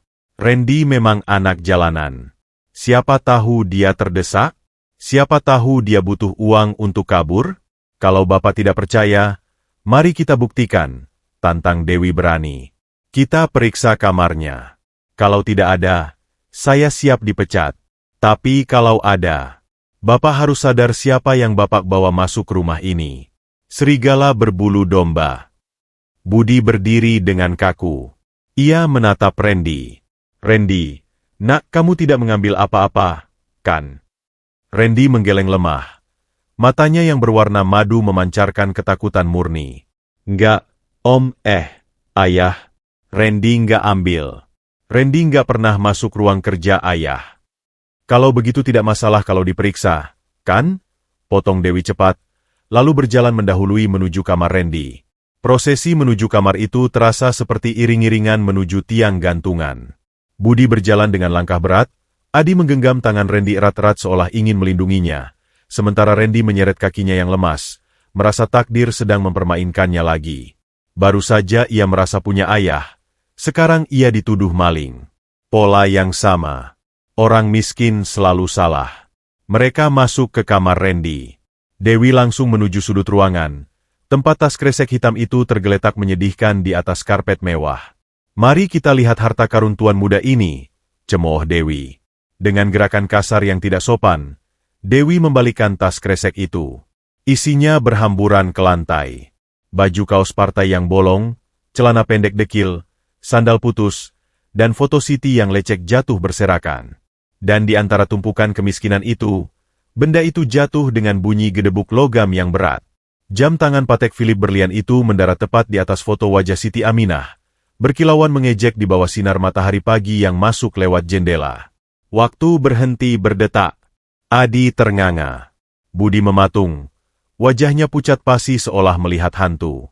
Randy mundur selangkah, menabrak dinding, napasnya tercekat di tenggorokan. Nah, seru Dewi penuh kemenangan, menunjuk barang bukti itu dengan telunjuk yang gemetar karena euforia jahat. Apa saya bilang, Pak? Buah jatuh tidak jauh dari pohonnya. Ibunya pencuri, anaknya juga pencuri. Ini sifat bawaan, Pak. Genetik. Bapak mau memelihara anak ular di rumah ini. Budi menatap jam tangan itu, lalu menatap Randy. Hatinya hancur berkeping-keping. Bukan karena jam tangannya, tapi karena fakta bahwa benda itu ada di sana. Logikanya buntu. Bukti fisik ada di depan mata. Bagaimana bisa jam itu ada di dalam tas kresek Randy jika Randy tidak mengambilnya? Randy. Suara Budi serak, penuh kekecewaan yang menyayat hati. Kenapa? Nak, kalau kamu butuh uang, kamu tinggal minta sama ayah. Ayah akan kasih semuanya. Kenapa kamu mencuri? Pertanyaan itu lebih sakit daripada pukulan rotan. Randy menggeleng kuat-kuat. Air mata mulai membanjiri pipinya. Ia ingin berteriak, bukan aku. Tapi suaranya hilang. Ia terbiasa disalahkan di jalanan. Ia terbiasa dituduh mencuri mangga, mencuri sandal, mencuri uang, padahal ia tidak melakukannya. Dan ia belajar satu hal, pembelaan orang miskin tidak pernah didengar. Randy diam. Diam 1000 bahasa. Sikap diam yang bagi Budi terlihat sebagai pengakuan bersalah, namun sesungguhnya adalah trauma yang membungkamnya. Lihat, Pak. Dia diam saja. Kompor Dewi semakin panas. Dia tidak menyangkal karena dia tertangkap basah. Pak, demi keamanan Adi, demi nama baik keluarga, anak ini harus pergi. Penjara atau panti asuhan, terserah Bapak. Yang penting dia keluar dari sini sekarang juga. Dewi memungut jam tangan itu, lalu dengan sengaja menendang foto Siti yang ada di lantai hingga tergeser jauh. Tindakan menendang foto ibunya itu memicu sesuatu di dalam diri Randy. Bukan kemarahan, tapi keputusasaan total.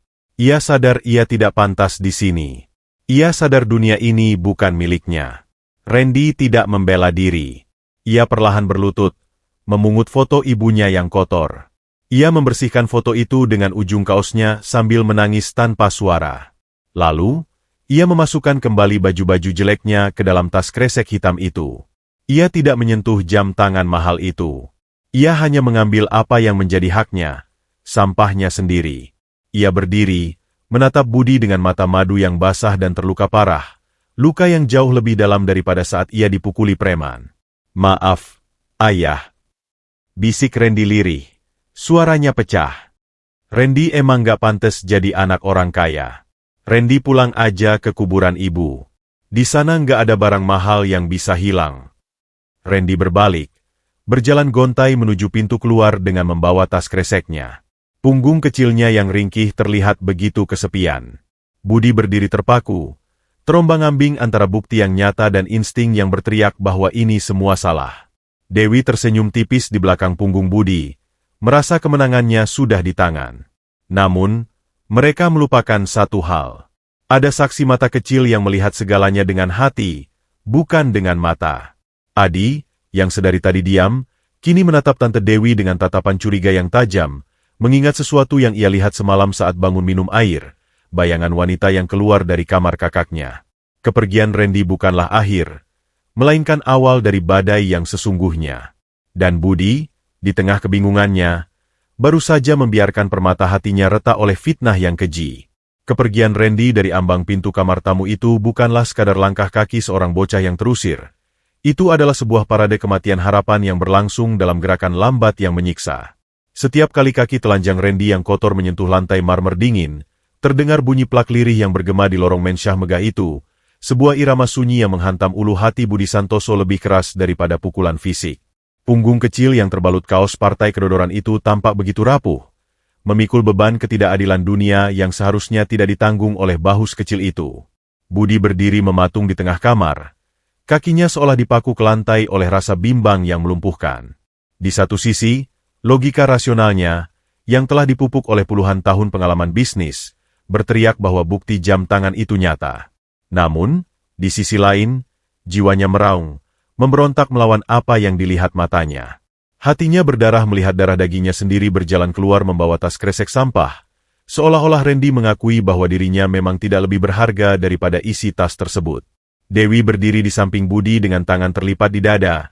Sebuah senyum kemenangan tipis tersembunyi di sudut bibirnya yang bergincu merah. Ia merasa angin kemenangan telah berhembus ke arahnya. Hama kecil itu pergi dengan sendirinya.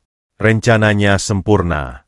Namun, skenario iblis itu melupakan satu variabel murni yang tidak bisa diperhitungkan oleh kelicikan orang dewasa, cinta seorang adik. "Mas kakak Aak!" Teriakan Adi meledak, memecah keheningan yang menyesakkan itu. Bocah 5 tahun itu tidak peduli pada logika, tidak peduli pada jam tangan berlian, dan tidak peduli pada tatapan marah ayahnya.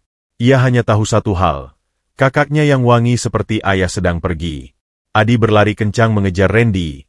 Kaki-kaki mungilnya berderap di lantai koridor. Sebelum Randy mencapai tangga utama, Adi menerjangnya. Ia memeluk pinggang Randy dari belakang dengan sekuat tenaga, membuat langkah Randy terhenti mendadak. "Jangan pergi. Jangan tinggalin Adi!" Raung Adi histeris, air matanya membasahi punggung kaos Randy yang apek. "Nanti siapa yang main robot sama Adi? Ayah jahat. Tante Dewi jahat. Mas kakak jangan pergi." Randy terhuyung. Pertahanannya yang sekuat baja, yang ia bangun selama 7 tahun di jalanan, retak seketika oleh pelukan hangat adiknya.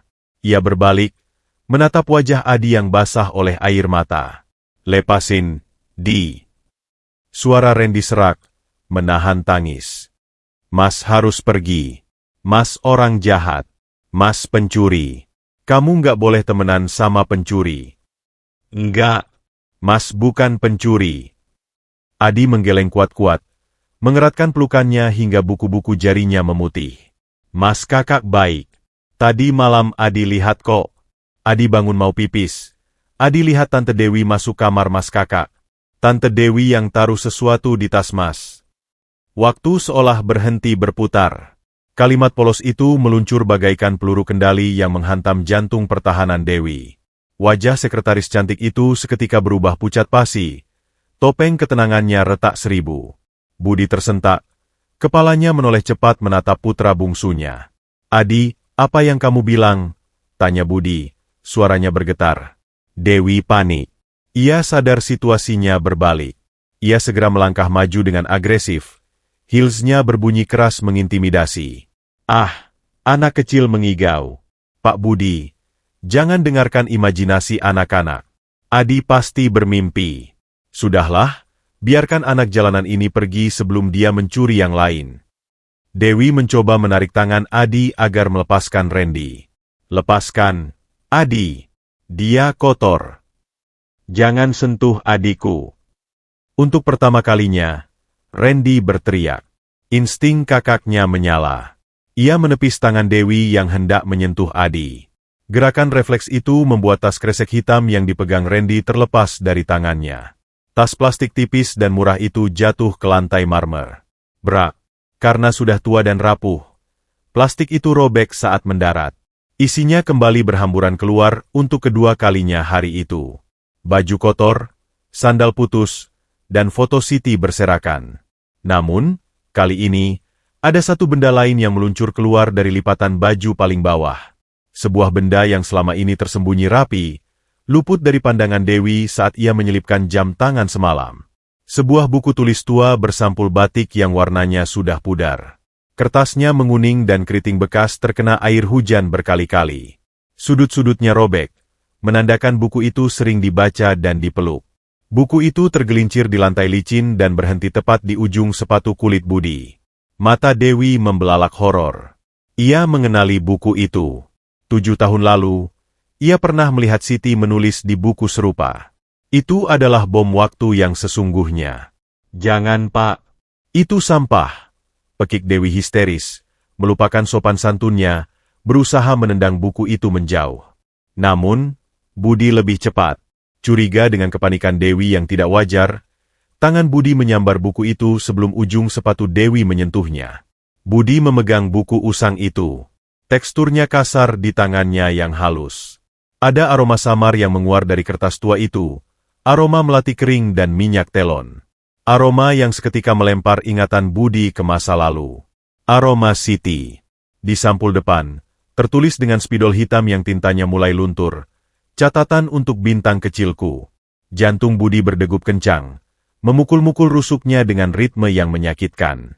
Tangan Dewi gemetar hebat di sampingnya. Napas wanita itu memburu seolah sedang tercekik. Perlahan, dengan jari yang gemetar, Budi membuka halaman buku itu secara acak. Tulisan tangan itu. Ya Tuhan, tulisan tangan itu. Huruf-huruf tegak bersambung yang rapi. Dengan lekukan huruf G dan Y yang panjang dan anggun. Itu adalah tulisan tangan Siti Aminah. Tulisan yang sama yang dulu sering menulis daftar belanjaan di dapur rumah ini. Tulisan yang sama yang dulu menulis surat cinta pendek yang diselipkan di saku jas Budi. Mata Budi mulai membaca baris-baris kalimat yang tertulis di halaman tengah. Tanggalnya tertera jelas, 14 Februari 2017, 3 hari setelah Siti diusir dari rumah ini 7 tahun lalu. Hari ini hujan deras sekali. Dingin. Aku berteduh di peran toko roti sambil mengelus perutku. Bintang kecil di dalam perutku menendang-nendang, seolah dia tahu ibunya sedang sedih. Maafkan ibu ya, nak. Ibu tidak bisa memberimu kasur empuk malam ini. Air mata Budi menetes, jatuh membasahi kertas kuning itu. Ia terus membaca. Matanya melahap setiap kata dengan rakus dan putus asa. Tadi siang aku mencoba datang ke kantor Mas Budi. Aku ingin memberitahu Mas Budi kalau dia akan jadi ayah. Aku ingin bilang kalau aku tidak mencuri cincin nyonya besar. Tapi Mbak Dewi menghadangku di lobi. Napas Budi tercekat. Ia membeku. Nama itu tertulis jelas di sana. Mbak Dewi bilang, Mas Budi sudah tahu aku hamil dan Mas Budi jijik. Bak Dewi bilang, Mas Budi menyuruhku menggugurkan kandungan ini karena dia malu punya anak dari pembantu. Bak Dewi juga merobek surat yang kutulis untuk Mas Budi di depan mataku. Dia bilang, jangan mimpi, Siti. Budi itu milikku. Bumi di bawah kaki Budi terasa runtuh. Langit-langit mensyahn yang tinggi seolah ambruk menimpanya. Selama 7 tahun ini, ia hidup dalam keyakinan bahwa Siti pergi karena malu telah mencuri. Ia hidup dalam keyakinan bahwa Siti sudah menikah dengan orang lain dan melupakannya. Dewi yang memberitahunya semua itu. Dewi yang menjadi perantara informasi. Ternyata, itu semua adalah dusta. Dusta yang dirancang dengan keji oleh wanita yang berdiri tepat di sampingnya saat ini. Siti tidak pernah mencuri. Siti datang mencarinya. Siti ingin memberitahukan soal Randy. Tapi Dewi telah menjadi tembok tebal yang memisahkan mereka. Dewi telah membunuh masa depan mereka bahkan sebelum dimulai. Budi melanjutkan membaca paragraf terakhir di halaman itu, sebuah paragraf yang ditulis dengan tinta yang agak luntur, mungkin karena terkena air mata Siti saat menulisnya. Tidak apa-apa, Mas Budi. Aku tidak marah. Mungkin derajat kita memang terlalu jauh. Tapi aku berjanji, aku akan membesarkan anak ini dengan penuh cinta. Aku akan memberinya nama Randy, seperti nama tokoh pangeran di dongeng yang dulu sering Mas Budi ceritakan padaku. Aku akan mengajarkan dia untuk menjadi laki-laki yang baik, jujur, dan tidak pendendam. Seperti ayahnya yang dulu aku kenal. Aku mencintaimu, Mas. Selamanya. Budi menutup buku itu perlahan. Rasa sakit yang menghantamnya bukanlah rasa sakit fisik, melainkan rasa sakit spiritual yang merobek jiwanya menjadi dua. Siti mencintainya. Sampai di saat rendahnya, saat ia tidur di perantoko dalam keadaan hamil dan lapar, Siti masih memujinya. Siti tidak pernah menanamkan kebencian pada Randy. Pantas saja Randy begitu sopan. Pantas saja Randy tidak pernah mengeluh. Karena ibunya adalah malaikat. Dan Budi telah membiarkan malaikat itu mati perlahan dalam kemiskinan, karena ia terlalu bodoh mempercayai ular berbisa di rumahnya sendiri. Keheningan di koridor itu begitu pekat, hingga suara napas Dewi yang tersengal terdengar seperti suara gergaji mesin. Budi mengangkat wajahnya perlahan. Ia tidak langsung menoleh ke Dewi. Ia menatap Randy terlebih dahulu. Putra sulungnya yang berdiri mematung dengan mata sembab, masih dipeluk oleh Adi. Budi melihat kemiripan luar biasa antara ketegaran di mata Randy dengan ketulusan yang tersirat dalam tulisan Siti. Lalu, Budi memutar kepalanya ke arah Dewi. Tatapan mata Budi telah berubah. Hilang sudah sorot mata hangat seorang sahabat. Hilang sudah rasa hormat seorang atasan. Yang tersisa di sana hanyalah kehampaan hitam yang mengerikan, sebuah lubang hitam kemurkaan yang siap menelan segalanya. Wajah Budi merah padam, urat-urat di leher dan pelipisnya menonjol keluar, berdenyut seirama dengan detak jantungnya yang memompa amarah cair ke seluruh tubuh. Dewi mundur selangkah, kakinya gemetar hebat hingga lututnya saling beradu. Ia melihat kematian karirnya, kematian ambisinya, dan kematian masa depannya terpantul di mata Budi. Pak! Cicit Dewi, suaranya nyaris tak terdengar, berusaha meraih sisa-sisa keberaniannya untuk menyangkal. Itu bohong. Siti itu pembohong besar. Setiap huruf di buku ini. Potong Budi, suaranya rendah, serak, dan berbahaya, seperti geraman harimau yang terluka parah. Terasa lebih jujur daripada setiap kata yang keluar dari mulutmu selama 10 tahun terakhir. Budi mencengkeram buku harian itu erat-erat di dadanya, seolah buku itu adalah sisa nyawa Siti yang harus ia lindungi. Ternyata bukan Randy yang mencuri jam tanganku, bisik Budi, air mata amarah mengalir di pipinya. Tapi kamulah yang mencuri. Kamu mencuri 7 tahun hidupku. Kamu mencuri kesempatan anakku untuk mengenal ibunya. Dan kamu mencuri nyawa Siti. Ledakan itu sudah tak terelakkan. Di lorong mewah itu, badai pembalasan baru saja dimulai. Sang jutawan yang selama ini tidur dalam tipu daya, kini telah bangun sepenuhnya. Dan ia siap membakar sarang ular itu hingga menjadi abu. Atmosfer di koridor Mensyahn Santoso pagi itu berubah drastis, seolah-olah udara telah disedot keluar oleh vakum raksasa, meninggalkan ruang hampa yang menyesakkan dada. Cahaya matahari yang menembus jendela kaca patri tidak lagi membawa kehangatan, melainkan menyoroti partikel-partikel debu yang menari di udara, menjadi saksi bisu dari kiamat kecil yang sedang terjadi. Budi Santoso berdiri tegak laksana pilar marmer yang retak. Tangannya mencengkeram buku harian usang milik Siti Aminah dengan kekuatan yang bisa menghancurkan batu, seolah buku itu adalah satu-satunya jangkar yang menahannya agar tidak gila. Di hadapannya, Dewi menyusut. Wanita yang selama 10 tahun terakhir berjalan dengan dagu terangkat dan langkah kaki yang mengintimidasi, kini tampak seperti boneka lilin yang meleleh di bawah sorot lampu interogasi. Wajah cantiknya yang biasa dipoles sempurna kini retak oleh kepanikan murni, bedaknya luntur oleh keringat dingin yang membanjiri pori-pori, dan matanya bergerak liar mencari celah untuk melarikan diri dari penghakiman yang tak terelakkan. Budi tidak berteriak. Kemarahannya telah melampaui tahap teriakan. Ia berada di tahap koldrage, kemurkaan dingin yang jauh lebih mematikan. Ia membungkuk perlahan, gerakan yang lambat dan terukur seperti predator yang sedang bermain dengan mangsanya, lalu memungut jam tangan Patek Philippe berlian yang masih tergeletak di lantai, tepat di samping sobekan tas kresek Randy. Logam jam tangan itu terasa dingin di kulit Budi, sedingin hati wanita yang berdiri di depannya. Sebuah skenario yang hampir sempurna. Dewi, ucap Budi, suaranya rendah dan datar, namun setiap suku katanya mengandung bisa yang melumpuhkan. Ia memutar jam tangan itu di jari-jarinya, membiarkan berliannya berkilauan mengejek. Kamu menanam bukti ini di tas anakku. Kamu ingin memenjarakan darah dagingku sendiri, setelah sebelumnya kamu membuang ibunya ke jalanan. Katakan padaku, terbuat dari apa hatimu itu? Batu? Atau kotoran? Dewi mencoba membuka mulutnya, mencoba merangkai kata-kata penyangkalan yang selama ini selalu berhasil menyelamatkannya. Namun, lidahnya keluh. Aura dominasi Budi begitu kuat hingga menghancurkan mentalnya. Ia hanya bisa menggeleng lemah. Air mata palsu mulai menetes, berharap senjata air matanya masih ampuh. Pak, saya melakukan ini demi Bapak. Isak Dewi mencoba meraih lengan Budi. Saya cinta sama Bapak. Saya tidak mau wanita kampung itu merusak hidup Bapak. Budi menepis tangan Dewi dengan gerakan kasar, seolah ia baru saja disentuh oleh penyakit menular yang menjijikan. Tatapannya penuh dengan kejijikan yang absolut. Cinta. Budi tertawa, tawa kering yang tidak menyentuh matanya. Jangan kotori kata suci itu dengan mulutmu yang berbisa. Apa yang kamu lakukan bukan cinta. Itu obsesi. Itu keserakahan. Kamu tidak mencintaiku. Kamu mencintai kuasa yang bisa aku berikan.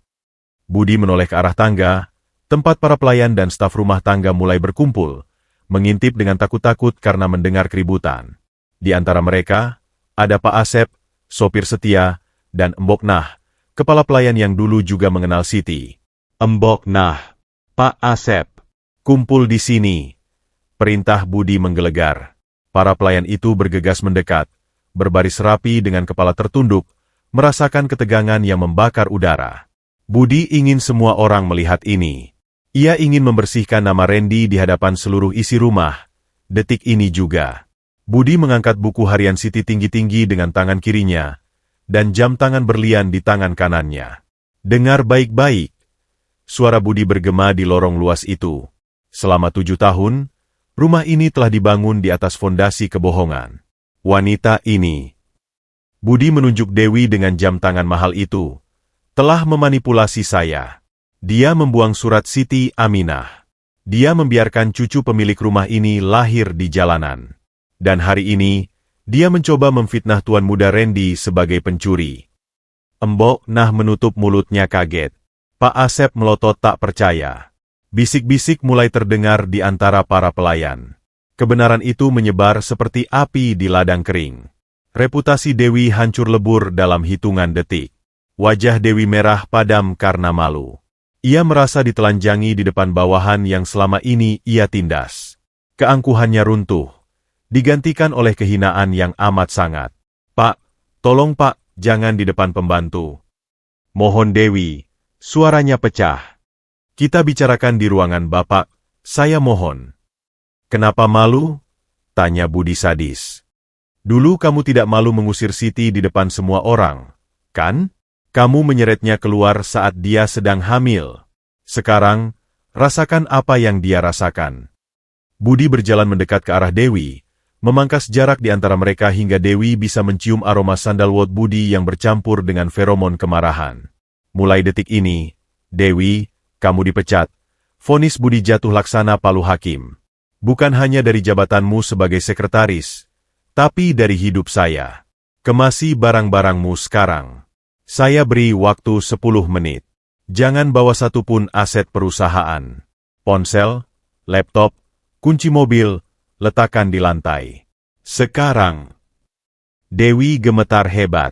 Ia mencoba menatap mata Budi, mencari sisa-sisa kasih sayang yang mungkin masih ada. Tapi ia tidak menemukan apa-apa selain tembok es yang kokoh. Ia sadar, ia telah kalah telak. Dengan tangan gemetar, Dewi mengeluarkan ponsel dinas dan kunci mobil BMW-nya dari tas. Ia meletakkannya di lantai marmer dengan bunyi klak yang menyedihkan. Ia telah kehilangan segalanya. Pekerjaan, status, fasilitas mewah, dan harga diri. Seret dia keluar jika dalam 10 menit dia belum hilang dari pandangan saya. Perintah Budi pada 2 petugas keamanan yang baru datang. Dewi berbalik. Wajahnya basah oleh air mata dan ingus yang merusak riasannya. Ia berjalan menjauh. Langkah kakinya tidak lagi terdengar cetok-cetok angkuh, melainkan seretan langkah pecundang yang terusir dari surga. Para pelayan menatapnya dengan pandangan puas. Karma instan yang begitu manis. Saat pintu utama tertutup di belakang punggung Dewi dengan dentuman keras, keheningan kembali menyelimuti mensyahn itu. Namun kali ini, keheningannya berbeda. Bukan lagi keheningan yang mencekam, melainkan keheningan setelah badai berlalu, bersih, lega, dan penuh harapan. Budi menghela napas panjang, bahunya yang tegap perlahan turun, melepaskan beban amarah yang tadi memicunya. Ia berbalik badan. Di sana, di tengah koridor yang luas, berdiri 2 sosok mungil yang saling berpelukan. Randy masih memegang tas kresek hitamnya yang robek. Matanya yang berwarna madu menatap Budi dengan campuran rasa takut dan takjub. Di sampingnya, Adi memegang tangan kakaknya erat-erat, wajahnya berseri-seri bangga pada ayahnya. Budi melangkah mendekat. Jantungnya berdegup kencang. Kali ini bukan karena marah, tapi karena rasa malu dan penyesalan yang mendalam terhadap putranya sendiri. Ia berhenti tepat di depan Randy. Ia melihat kaos partai yang bolong itu. Ia melihat kaki telanjang yang kotor itu. Ia melihat luka batin di mata madu itu. Tanpa mempedulikan celana jas mahalnya, tanpa mempedulikan statusnya sebagai miliarder yang disegani, Budi Santoso menjatuhkan dirinya. Ia berlutut. Kedua lututnya menghantam lantai marmer keras. Ia mensejajarkan tingginya dengan Randy, bahkan lebih rendah. Ia menundukkan kepalanya, menyembunyikan wajahnya yang basah oleh air mata di hadapan bocah 7 tahun itu. Maafkan ayah, Randy. Suara Budi pecah menjadi isakan yang menyayat hati. Maafkan ayah yang buta. Maafkan ayah yang bodoh. Ayah membiarkanmu menderita. Ayah membiarkan ibumu pergi. Para pelayan yang masih berdiri di sana ikut menitikan air mata. Pemandangan itu begitu surrealis dan mengharukan. Tuan besar mereka, yang biasanya angkuh dan tak tersentuh, kini bersimpuh memohon ampun pada seorang anak jalanan. Randy terpaku. Ia belum pernah melihat orang dewasa berlutut di depannya, apalagi seorang bos besar. Di jalanan, orang dewasa selalu berdiri tinggi, menunjuk, memukul, atau meludah. Tapi pria ini, ayahnya ini, merendahkan dirinya sedemikian rupa. Perlahan, tangan kecil Randy yang kasar dan penuh bekas luka bergerak. Ia menyentuh rambut Budi yang hitam legam. Ia mengelusnya pelan, canggung namun tulus. Ayah jangan nangis. Bisik Randy, suaranya lembut menenangkan. Ibu pernah bilang, ayah itu orang baik. Ayah nggak salah. Yang salah itu keadaan. Kata-kata itu bagaikan balsem yang dioleskan ke luka bakar di hati Budi. Randy tidak menyalahkan. Randy tidak marah. Bocah ini mewarisi hati seluas samudra milik Siti Aminah. Budi mengangkat wajahnya, menatap mata madu putranya. Ia melihat pantulan dirinya di sana, tapi versi yang lebih baik, lebih murni. Ia merentangkan kedua tangannya. Sini, nak. Randy menjatuhkan tas kreseknya. Ia melangkah maju dan menghambur ke dalam pelukan Budi. Untuk pertama kalinya dalam 7 tahun, ia merasakan pelukan seorang ayah yang utuh, pelukan yang tidak akan pernah melepaskannya lagi. Adi ikut melompat, memeluk mereka berdua dari samping, menciptakan gumpalan kasih sayang yang hangat di tengah dinginnya lantai marmer. Di momen itu, jam tangan berlian seharga 3 miliar yang tergeletak di lantai terasa tidak ada harganya dibandingkan dengan pelukan dua bocah laki-laki ini. Budi telah kehilangan sekretaris terbaiknya, ia telah kehilangan muka di depan pelayan, tapi ia telah mendapatkan kembali jiwanya yang hilang. Rumah mewah itu akhirnya memiliki detak jantung. Pagi itu, lobi utama Santoso Banking Tower yang biasanya tenang dan berwibawa laksana katedral uang, telah berubah menjadi arena gladiator yang bising dan buas. Ratusan wartawan dari berbagai media cetak, elektronik, hingga portal gosip online berdesakan di depan podium kaca, membentuk lautan manusia yang lapar akan skandal. Kamera-kamera berlensa panjang diarahkan laksana moncong senapan serbu, siap menembakkan kilatan cahaya yang menyilaukan pada siapapun yang berani melangkah ke panggung pembantaian reputasi itu. Di luar gedung, mobil-mobil satelit berita memarkir sembarangan, kabel-kabel hitam melilit di lantai marmer seperti ular berbisa, dan layar raksasa di bursa saham menampilkan grafik merah yang menukik tajam. Saham Santoso Group anjlok 12% hanya dalam waktu 4 jam sejak rumor itu bocor. Berita utama di semua stasiun televisi pagi ini seragam dan kejam. Skandal anak haram miliarder Budi Santoso terkuak, anak jalanan mengaku pewaris. Di lantai teratas gedung pencakar langit itu, di dalam ruang tunggu VIP yang kedap suara, atmosfer ketegangan terasa begitu padat hingga bisa diiris dengan pisau. Kepala Divisi Humas, seorang pria paruh baya yang biasanya tenang, kini mondar-mandir dengan keringat sebesar biji jagung membasahi keningnya. Ia memegang selembar kertas pidato yang sudah direvisi 10 kali, sebuah naskah penyangkalan yang dirancang secara hukum untuk menyelamatkan wajah perusahaan.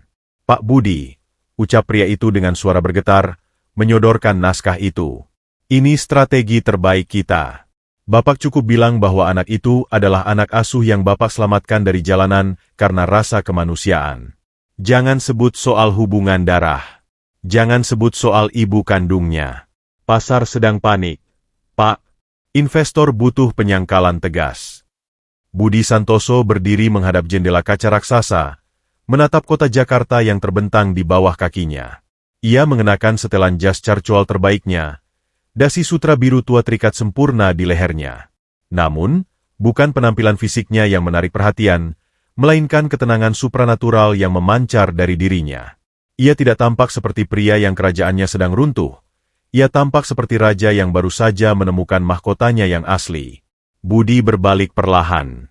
Ia mengambil naskah pidato itu, menatapnya sekilas, lalu dengan gerakan tenang namun pasti, ia merobek kertas itu menjadi 2 bagian. Lalu 4, lalu 8, hingga menjadi serpihan sampah kertas yang tak berarti. Pak, apa yang Bapak lakukan? Pekik manajer humas itu histeris. Saya tidak akan berbohong lagi, suara Budi rendah, namun memiliki resonansi yang menggetarkan dinding ruangan. Selama 7 tahun saya hidup dalam kebohongan yang nyaman. Hari ini, saya akan menghancurkan kenyamanan itu demi sebuah kebenaran yang menyakitkan. Budi berjalan menuju sofa kulit di sudut ruangan. Di sana, duduk 2 pangeran kecilnya. Adi, yang mengenakan jas anak-anak yang lucu, sedang memegang tangan kakaknya erat-erat. Dan Randy. Randy tampak manglingi. Bocah yang kemarin masih berdaki dan bau matahari itu kini telah dimandikan. Rambutnya dipangkas rapi, dan tubuh kurusnya dibalut setelan jas tailor made yang pas badan. Namun, di balik pakaian mahal itu, mata madunya masih memancarkan ketakutan. Ia tahu keributan di bawah sana adalah karenanya. Ia merasa dirinya adalah aib. Budi berlutut di hadapan Randy, merapikan dasi kupu-kupu putranya. Ayah, bisik Randy cemas. Orang-orang di TV bilang Randy anak haram. Randy bikin ayah malu ya? Randy sembunyi aja ya? Yah. Pertanyaan polos itu menghantam hati Budi lebih keras daripada jatuhnya harga saham.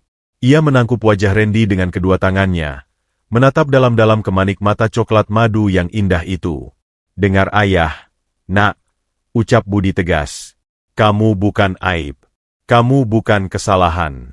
Kamu adalah anugerah terindah yang terlambat ayah sadari.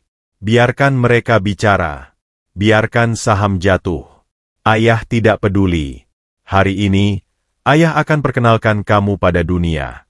Bukan sebagai anak asuh, tapi sebagai Randy Santoso, putra sulungku.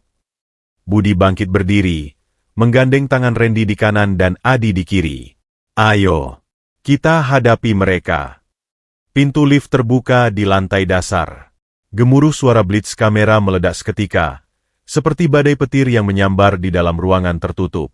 Cahaya putih menyilaukan berkedip ribuan kali per detik, membuat siapapun yang tidak siap akan buta sesaat. Teriakan wartawan bersahut-sahutan, saling berebut melempar pertanyaan tajam laksana belati. Pak Budi, benarkah itu anak pembantu? Pak, apa benar Bapak menelantarkan anak selama 7 tahun? Bagaimana tanggapan keluarga besar Santoso? Apakah ini akhir dari karir Bapak? Budi berjalan membelah kerumunan itu dengan langkah mantap, wajahnya datar tanpa ekspresi, melindungi kedua anaknya di sisi tubuhnya. Petugas keamanan berjuang keras menahan gelombang manusia yang mencoba mendekat. Budi naik atas podium, berdiri tegak di belakang hutan mikrofon dari berbagai stasiun TV. Ia tidak langsung bicara. Ia membiarkan keheningan mengambil alih. Tatapan matanya yang tajam menyapu seluruh ruangan, membungkam keriuhan itu dengan aura otoritasnya. Ia tidak membawa kertas. Ia hanya membawa hatinya. Selamat pagi. Suara Budi menggema melalui pengeras suara, jernih dan berwibawa. Saya berdiri di sini bukan untuk memberikan klarifikasi bisnis. Saya berdiri di sini sebagai seorang ayah dan seorang manusia biasa yang penuh dosa. Ruangan itu hening senyap. Bahkan suara napas pun seolah tertahan. Kalian bertanya tentang rumor yang beredar. Lanjut Budi, tangannya bergerak menyentuh bahu Randy, menarik bocah itu maju dari balik punggungnya agar terlihat jelas oleh semua kamera. Rumor itu salah. Wartawan mulai kasak-kusuk. Mereka mengira Budi akan menyangkal. Rumor itu salah, ulang Budi, suaranya meninggi penuh emosi. Karena anak ini bukan sekadar anak jalanan, atau masa lalu kelam. Anak ini, bocah laki-laki yang berdiri di samping saya ini, adalah bukti nyata dari kegagalan saya sebagai laki-laki di masa lalu, sekaligus bukti kebesaran Tuhan yang masih memberi saya kesempatan kedua. Budi menatap lensa kamera utama yang menyiarkan wajahnya secara langsung ke seluruh penjuru negeri. 7 tahun lalu, saya kehilangan seorang wanita yang sangat saya cintai karena kebodohan dan arogansi saya. Wanita itu bernama Siti Aminah. Dia pergi membawa rahasia ini. Dia membesarkan anak ini sendirian di jalanan, tanpa mengeluh, tanpa membenci saya. Dia wafat 2 bulan lalu, meninggalkan permata ini sebatang kara. Suara Budi bergetar, air mata mulai menggenang di matanya namun ia tidak menghapusnya. Ia membiarkan dunia melihat kerentanannya. Lihatlah wajahnya, pinta Budi pada dunia. Kamera-kamera melakukan zoom in ekstrim pada wajah Randy. Wajah bocah 7 tahun yang tegang, namun memiliki garis rahang yang tegas. Dan yang paling penting, mata itu. Di layar-layar televisi raksasa di seluruh Indonesia, jutaan orang terkesiap. Mereka melihat mata Randy. Mata berwarna coklat madu yang bercahaya. Lalu kamera menyorot mata Budi. Warna yang sama, bentuk yang sama, sorot yang sama. Itu bukan kemiripan yang bisa direkayasa. Itu adalah stempel genetika Tuhan yang tidak terbantahkan. Tidak perlu tes DNA di atas kertas. Mata mereka adalah sertifikat keaslian yang paling valid. Namanya Randy. Deklarasi Budi lantang, memecah keheningan magis itu. Dan mulai hari ini, namanya adalah Randy Santoso. Dia adalah putra kandung saya. Kakak kandung dari Adi Santoso. Dan dia adalah pewaris sah dari segala yang saya miliki, setara dengan adiknya. Keriuhan kembali meledak. Namun kali ini nadanya berbeda. Bukan lagi pertanyaan sinis, melainkan seruan kekaguman dan keterkejutan. Budi mengangkat tangannya meminta ketenangan. Kepada para pemegang saham yang panik, ucap Budi dingin, menatap tajam ke kamera. Jika kalian ingin menjual saham kalian karena saya mengakui anak kandung saya sendiri, silakan jual sekarang. Saya akan membeli kembali setiap lembar saham itu. Karena bagi saya, integritas seorang ayah jauh lebih berharga daripada nilai kapitalisasi pasar manapun. Saya lebih memilih kehilangan perusahaan ini daripada kehilangan anak saya untuk kedua kalinya. Kalimat itu adalah skakmat. Sebuah pernyataan cinta yang begitu radikal dan berani, hingga membungkam mulut-mulut jahat. Budi kemudian berlutut di podium, mensejajarkan wajahnya dengan Randy di depan ribuan mata yang menonton. Ia tidak peduli pada kamera. Ia hanya peduli pada putranya. Randy, ucap Budi lembut, suaranya terekam jelas oleh mikrofon. Dunia sekarang tahu siapa kamu. Kamu tidak perlu sembunyi lagi. Kamu tidak perlu malu. Angkat kepalamu, nak. Kamu adalah kebanggaan ayah. Randy, yang awalnya gemetar ketakutan, merasakan kekuatan mengalir dari genggaman tangan ayahnya. Ia melihat mata madu ayahnya yang menatapnya dengan cinta tanpa syarat.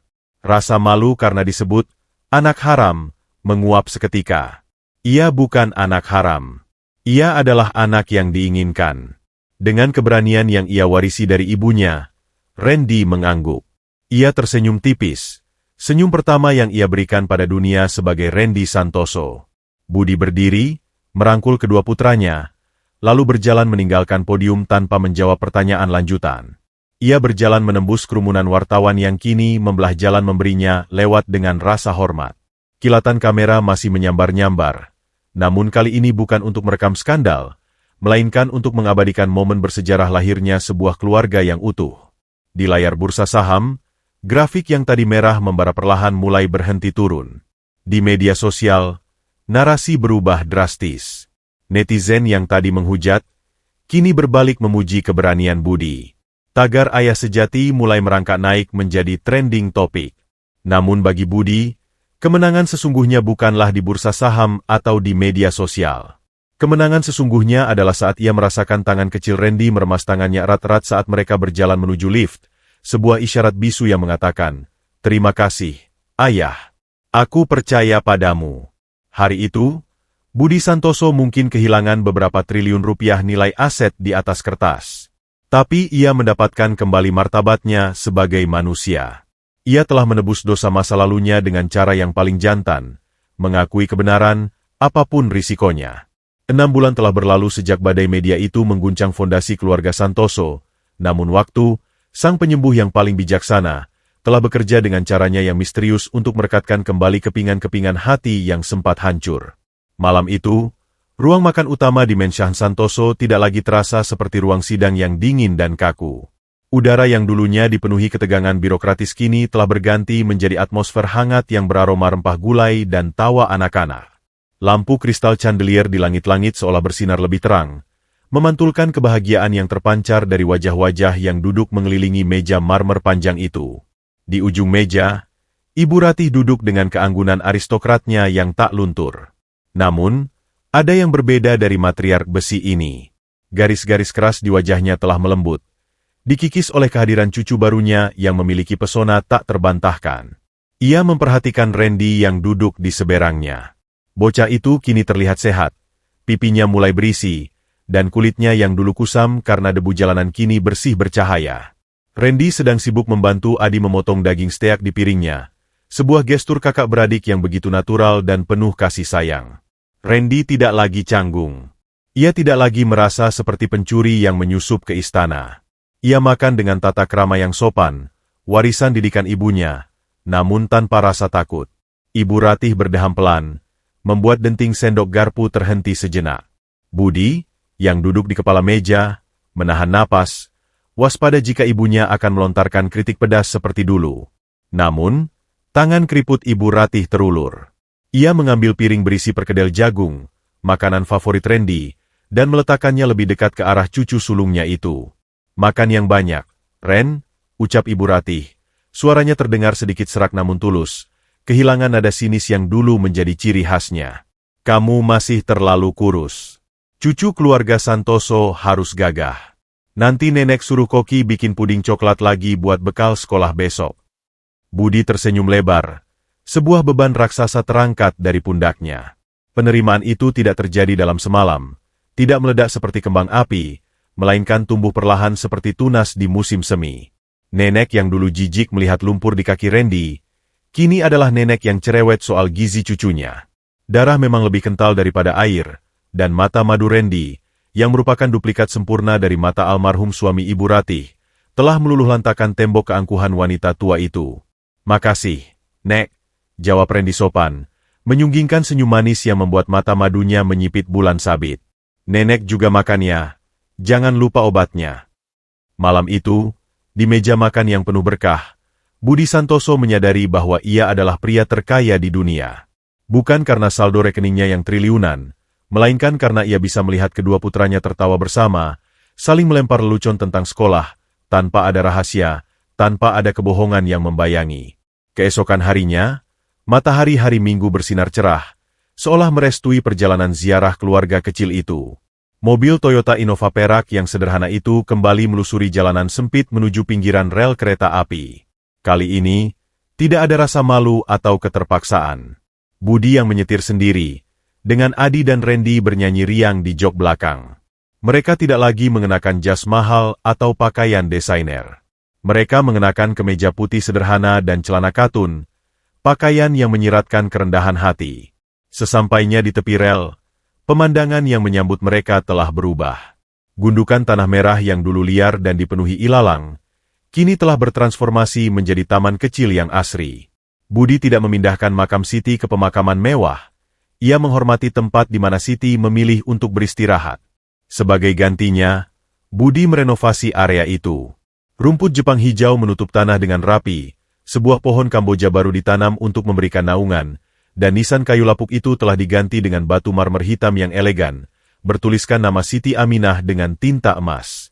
Di sekeliling makam, pagar besi rendah yang artistik dipasang untuk memisahkannya dari hiruk-pikuk rel kereta api, menciptakan oase kedamaian di tengah kekacauan kota. Budi, Randy, dan Adi berjongkok mengelilingi pusara itu. Angin panas yang membawa debu rel kereta menerpa wajah mereka. Namun bagi Budi, angin itu terasa seperti belayan lembut tangan Siti. "Assalamualaikum, Ibu," sapa Randy lirih, meletakkan sekeranjang bunga melati segar di atas marmer hitam itu. Aroma melati seketika menguar, melawan bau besi dan oli yang biasa mendominasi tempat itu. Randy datang lagi. Kali ini Randy nggak sendiri, Bu. Randy bawa pasukan lengkap. Adi, dengan kepolosannya yang menggemaskan, ikut mengelus nisan itu. "Halo, Tante Ibu." "Adi adiknya Mas Kakak." "Tante jangan khawatir. Adi janji bakal jagain Mas Kakak terus." Tante Bobo yang nyenyak ya di surga. Budi menatap kedua putranya dengan mata berkaca-kaca. Ia melihat bagaimana Randy membimbing Adi membaca doa. Tangan mereka menengadah ke langit. Tidak ada dendam di wajah Randy. Tidak ada trauma. Hanya ada rindu yang suci. Setelah doa selesai, Budi meminta anak-anak menunggu di mobil sebentar. Ia butuh momen pribadi.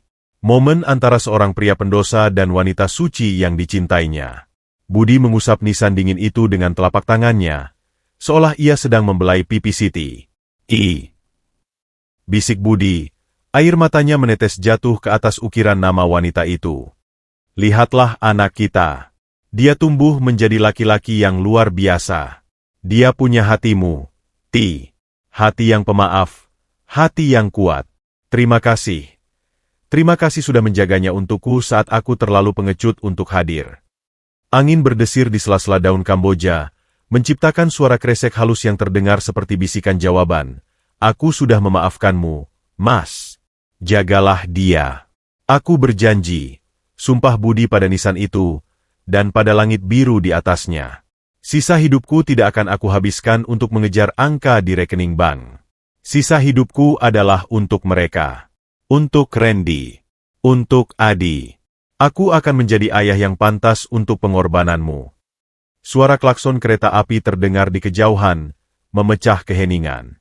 Kereta itu melintas dengan gemuruh yang menggetarkan tanah. Namun Budi tidak beranjak. Ia tetap di sana, tersenyum dalam tangisnya, merasa damai. Ia sadar, cinta sejati tidak pernah mati. Ia hanya berubah bentuk. Cinta Siti kini hidup di dalam mata madu Randy, di dalam tawa Adi, dan di dalam pertobatan Budi. Budi bangkit berdiri, membersihkan debu di lutut celananya. Ia berjalan kembali ke mobil di mana dua pasang mata menunggunya dengan penuh harap. "Ayah, ayo pulang. Adi lapar. Seru Adi dari jendela mobil yang terbuka. Iya, yah. Nenek bilang mau masak sop buntut spesial hari ini. Tambah Randy sambil tersenyum lebar. Budi masuk ke dalam mobil, menatap kedua putranya lewat kaca spion tengah. Di sana, ia melihat masa depan.